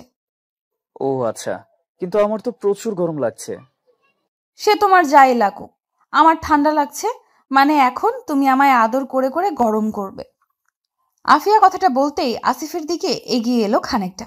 আসিফের কোলের উপর এসে দুই দিকে দুই পা দিয়ে একদম ছোট বাচ্চাদের মতো আসিফের কোলে বসলো সে। আসিফ আফিয়ার দিকে তাকিয়ে একটা রহস্যজনক হাসি দিল। আফিয়া আসিফের মুখের ওপর এমন অদ্ভুত হাসি দেখে কৌতূহলী হয়ে গেল। আফিয়া কৌতূহলপূর্ণ দৃষ্টিতে আসিফের দিকে তাকাতেই আসিফ আফিয়াকে উদ্দেশ্য করে বেসুর কণ্ঠে বলতে লাগলো, এই বৃষ্টির দিনে কিন্তু গরম গরম ভুনা খিচুড়ি আর গরুর মাংস খেতে খুব ভালো লাগে। সেটা তো ঠিকই আছে, কিন্তু আর কিছু খেতে ভালো লাগে না তোমার? আর কি খাবো, আমার তো সবকিছুতেই ভালো লাগে। তাহলে একটু আদর করো না, আমার কোমরের উপর একটু হাত বুলিয়ে দাও। আচ্ছা শোনো আফিয়া, আমি একটু কাজে একটু বাইরে বের হবো এখন। আমার একটু কাজ আছে, বুঝতে পেরেছো? আর সেটা শেষ করে নিয়ে আমাকে আবার তাড়াতাড়ি বাড়ি ফিরতে হবে। আসিফের কথাটা শুনে আফিয়ার মনটা বিষণ্ণ হয়ে উঠল। আজ তো অফিসের কোনো কাজ নেই, অফ ডেতে আবার কিসের কাজ? আফিয়া মুখটা ফ্যাকাশে করে আসিফকে উদ্দেশ্য করে বলল, আজ তো তোমার অফ ডে, অফ ডেতে আবার কিসের কাজ? আজ কোনো কাজের কথা আমি শুনতে চাই না, আমার আদর চাই, তুমি আমায় এখন আদর করবে। ধুর, তুমি জানো আমার সারাদিন কত কাজ থাকে, আমি এখন আদর করতে বসে পড়লে কেমন করে হবে? আমার কাছে আমার কাজটা খুব গুরুত্বপূর্ণ। তোমার কাছে তোমার কাজটা কি আমার থেকেও বেশি গুরুত্বপূর্ণ? দেখো না আজকে এই রোমান্টিক ওয়েদারটা, এত সুন্দর একটা ওয়েদার, তোমার মনের মধ্যে কি কিছুই হচ্ছে না? মনের মধ্যে আবার কি হবে? দেখো, আমি বুঝতে পারছি তোমার এখন আদর চাই, তবে আমার এসবে এখন কোনো ইচ্ছে নাই, তাই আমি এটাকে একটু এড়িয়ে চলতে চাই। বুঝতে পারছো তো আমি কি বলছি তোমাকে? কিন্তু কেন? আমি কি তোমায় কোনোভাবে কষ্ট দিয়েছি? কেন তুমি আমার থেকে দূরে থাকার কথা বলছো? আমি কি এমন ভুল করেছি বলো? কিচ্ছু করোনি, আর না আমি তোমার কাছ থেকে দূরে থাকতে চাইছি। আমি একটু বিজি, তাই তোমার এমন মনে হচ্ছে। ওঠো এবার, আমি এখন বাহিরে যাব। আসিফ কথাটা বলতেই আফিয়াকে নিজের কোলের উপর থেকে সরিয়ে দিল। আফিয়া আসিফের দিকে এক দৃষ্টিতে তাকিয়ে আছে। আসিফকে আজ যেন বড্ড অপরিচিত মানুষ মনে হচ্ছে আফিয়ার কাছে। যে ছেলেটা সবসময় আফিয়া বলতেই পাগল হয়ে যেত, সেই ছেলেটা আজ নিজের থেকে আফিয়াকে দূরে ঠেলে দিচ্ছে। আফিয়া বিছানার একটা কোণে নিশ্চুপ হয়ে বসে আছে। আসিফ বিছানা থেকে নেমে ফ্রেশ হয়ে নিয়ে রুম থেকে বেরিয়ে গেল। আসিফ চলে যেতেই আফিয়া আপন মনে ভাবতে লাগলো, হঠাৎ করে আসিফ এতটা বদলে গেল কেমন করে? কি কারণে আসিফ নিজেকে এতটা চেঞ্জ করে নিয়েছে? আসিফের সাথে আফিয়ার তো কোনো দিন কোনো কিছু নিয়ে ঝামেলা হয়নি। ভালোবাসার সম্পর্কের পর তাদের সম্পর্ক বিয়েতে গিয়ে পূর্ণতা পায়। আসিফ বাড়ি থেকে বেরিয়ে সোজা চলে যায় নিজের অফিসে। আজ যদিও অফ ডে, তবে অফিস ছাড়া আর এমন কোনো জায়গা নেই যেখানে গিয়ে আসিফ সবটা ভুলে থাকতে পারে। আসিফ এখন নিজেকে সবার থেকে একটু আড়াল রাখতে ভালোবাসে। কারোর কাছে গিয়ে নিজের অনুভূতি প্রকাশ করার মতো ইচ্ছে আসিফ আর পায় না এখন। আসিফ অফিসে আসতেই দেখতে পায় অফিসের কলিগ আহাদকে। আহাদ আর আসিফ একসাথে কাজ করে, আর তাদের মধ্যে একটা বন্ধুত্বপূর্ণ সম্পর্ক আছে। আসিফ নিজের ডেস্কে এসে বসতেই আহাদ চলে আসে আসিফের কাছে। আসিফের কাছে এসে আবার আসিফকে উদ্দেশ্য করে বলে, কি হলো জনাব, আজ অফ ডে তো কাজে ফিরে এলেন, তাও আবার এমন একটা রোমান্টিক ওয়েদারে, ব্যাপার কি? রোমান্টিক ওয়েদার মানে? কাজের থেকে জরুরি আর কি হতে পারে? তাছাড়া আমার মুড অফ থাকলে আমি বেশি বেশি কাজ করি, আর সেটা তো আপনি নিজেও জানেন, তাই না? জি, সেটা তো জানি, কিন্তু হঠাৎ করে আবার আপনার মুড অফ হলো কেমন করে? মানে ভাবির সাথে কি ঝগড়া হয়েছে নাকি? আরে না, সব বিষয়ে যে আপনার ভাবি থাকবে এমন কোনো ব্যাপার নেই। আচ্ছা সেসব ছাড়ুন, চলুন কাজ করি। আসিফের থেকে কোনো কিছু জানার ইচ্ছে ছিল আহাদের, তবে আসিফ নিজের বিষয়কে বলতে অতটা কমফোর্টেবল ফিল করে না। সব সময় আসিফ নিজেকে একটু অজানা রাখতে চায়। আর আসিফের কথার ধরন দেখে আহাদ বুঝতে পারে যে আসিফ কথা বলতে অনিচ্ছুক। তাই আহাদও আসিফকে জোর করেনি। অফিসে কাজ শেষ করছে, আসিফ কাজ করছে আর আফিয়ার কথা ভাবছে। আফিয়াকে সে যদিও নিজের থেকে বেশি ভালোবাসে, তবে কোনো একটা কারণে আফিয়ার সাথে আসিফের মনোমালিন্য হয়েছে। আসিফ সব সময় আদর পাগল একটা ছেলে। আফিয়ার সাথে ফ্লার্ট না করতে পারলে বা আফিয়াকে নিজের কাছে না পেলে আসিফের যেন একটুও ভালো লাগে না। আজ যে আফিয়াকে নিজের কাছে যেতে চায় না আসিফ। অফিস শেষ করে বিকেলের দিকে আসিফ নিজের বাড়ি ফিরল। বাড়ি ফিরে আসতেই আসিফ কলিং বেল বাজালো। কয়েক মুহূর্ত সময় যেতেই আফিয়া এসে দরজা খুলল। আফিয়া দরজা খুলতেই আসিফ রুমের মধ্যে হনহন করে চলে যায়। আফিয়ার দিকে একটিবার দৃষ্টিপাতও করলো না আসিফ। আফিয়া দরজা বন্ধ করে আসিফের পেছন পেছন চলে আসলো। আসিফ ফ্রেশ হয়ে রুমে ফিরে আসতেই আফিয়া আসিফকে উদ্দেশ্য করে ভীষণ কর্কশ কণ্ঠে বলল, সারাদিন ধরে কোথায় ছিলে? জানো কতগুলো কল করেছি আমি, একটা ফোনও পিক করনি। কি করতে চাইছো একটু খোলাসা করে বলবে? কোথায় ছিলাম মানে? আমি তো অফিসেই ছিলাম, আর ফোনটা সাইলেন্ট ছিল বলে খেয়াল করিনি। তাই নাকি? আচ্ছা আমায় এটা বলো যে তোমার ফোন কেন সাইলেন্ট থাকবে? যদি আমার কোনো বিপদ হয়ে যেত তবে সাধারণ যে একটা কল করব তারও তো উপায় নেই। তোমার কোনো বিপদ কেন হতে যাবে? আল্লাহ আছেন, তিনি তোমার সব বিপদ আপদ কাটিয়ে দিবেন। শাট আপ আসিফ, আমার মাথাটা গরম করিও না। আমি যেটা প্রশ্ন করছি সেটা সোজা সোজা উত্তর দাও। তুমি কি করতে চাইছো সত্যি করে বলো আমায়। আরে বাবা, সেই কখন থেকে বলে যাচ্ছ যে আমি কি করতে চাইছি? আমি কি করছি সেটা তো বলবে নাকি? কি করেছো সেটা তুমি জানো না? কি করার বাকি রেখেছো সেটা তুমি এখনো জানো না? দেখো আফিয়া, আমার মাথা গরম করিও না। আর আমি তোমার সাথে এমন কিছুই করিনি যার কারণে তুমি আমাকে প্রশ্নবিদ্ধ করতে পারো। অযথা ঝামেলা করবা না বলে দিলাম। আমি ঝামেলা করছি? আমি নাকি তুমি নিজেই ঝামেলা করছো? আসিফ, তোমার এই পরিবর্তন আমায় কষ্ট দিচ্ছে, একটু তো বোঝো। আমি যদিও বদলে যাইনি, তবুও যদি তোমার মনে হয় যে আমি বদলে গেছি, তবে সেটার জন্য একমাত্র তুমিই দায়ী। আমি দায়ী মানে? কি করেছি আমি বলতে পারো? আমি তো জানি না আমি কি এমন অপরাধ করেছি যার কারণে আমায় এতটা কষ্ট পেতে হচ্ছে। প্লিজ আসিফ, বলে দাও কি করেছি আমি। আমি বিশ্বাস করো এসব আর নিতে পারছি না। প্লিজ আসিফ, বলো একটু। মজা করছো আমার সাথে?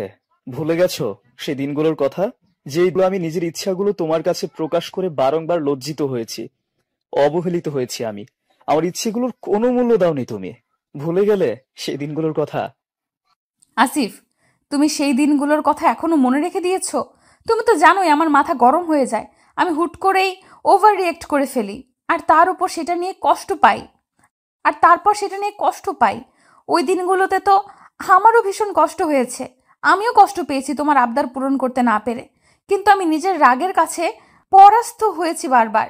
আর তার থেকেও বড় কথা হলো, আমি তো তোমার থেকে ক্ষমা চেয়েছো, সেটাই তো বলতে চাইছো তুমি নাকি?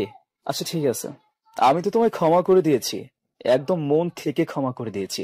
আর কি চাই তোমার? হুম, ক্ষমা করনি। যদি ক্ষমা করে দিতে তবে আমাদের মাঝে আজ আর এই বিষয়টা আসতো না। এই বিষয়টা এসে আমাদের মধুর সম্পর্কের মাঝে কোনো প্রকার তিক্ততা সৃষ্টি করতে পারতো না।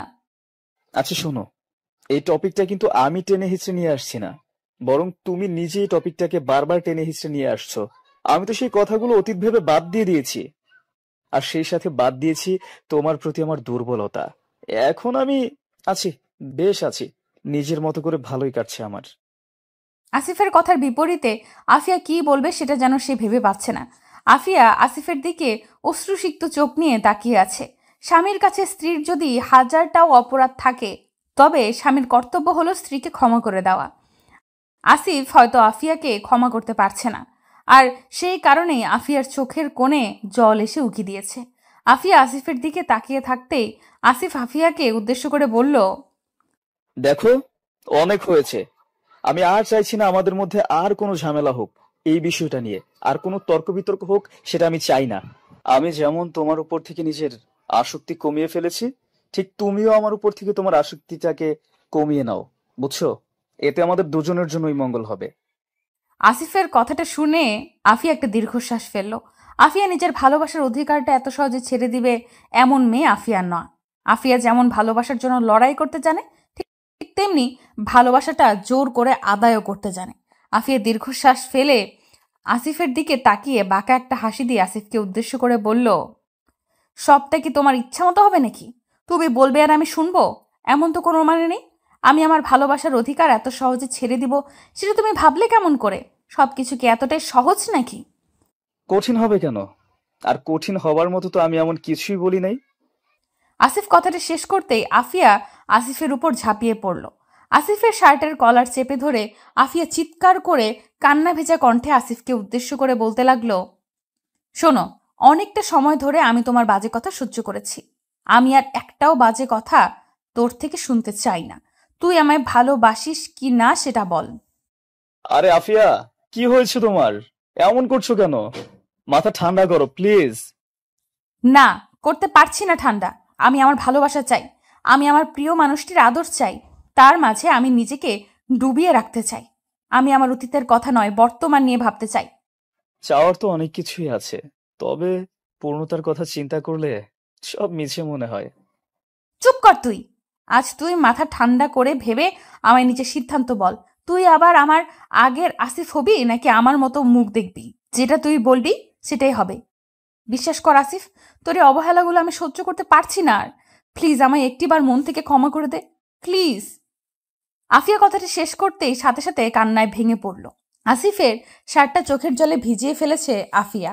বুকের মাঝে জমে থাকা সকল কষ্ট যেন আজ প্রকাশ করছে আফিয়া। কোনো বাধা আজ সে তোয়াক্কা করতে পারছে না। নিজের জীবনের থেকেও যে মানুষটিকে সে বেশি ভালোবেসেছে, আজ সেই মানুষটি তার থেকে এতটা দূরে চলে যাচ্ছে। কেমন করে সহ্য করবে সে? প্রিয়জনের বদলে যাওয়ার রূপটা যেন মৃত্যুর সমান কষ্ট দেয়। আফিয়ার মন প্রাণ যেন পুরো ছাই হয়ে গেছে এই কয়েকদিনে। আফিয়া আগের আসিফকে চাইছে ভীষণ। সেই আসিফের সবটা জুড়ে শুধু আফিয়াই ছিল। আসিফের সকল পাগলামিতে আফিয়া ছিল। আফিয়া কান্না করছে আসিফের বুকে মাথা রেখে। আসিফ যেন আফিয়ার চোখের জল আর সহ্য করতে পারছে না। একটা পর্যায়ে আসিফ বাধ্য হলো নিজের জেদ থেকে সরে আসতে। আফিয়ার মাথাটা নিজের বুকের সাথে শক্ত করে চেপে ধরে আসিফও নিজের চোখ থেকে কয়েক ফোঁটা নোনা জল ছেড়ে দিল। ভালোবাসা পারে না এমন কোনো কাজ নেই। হৃদয়ের গভীর থেকে যে ভালোবাসা আসে সেটা কোনোভাবেই আটকানোর ক্ষমতার কারোর মধ্যে নেই।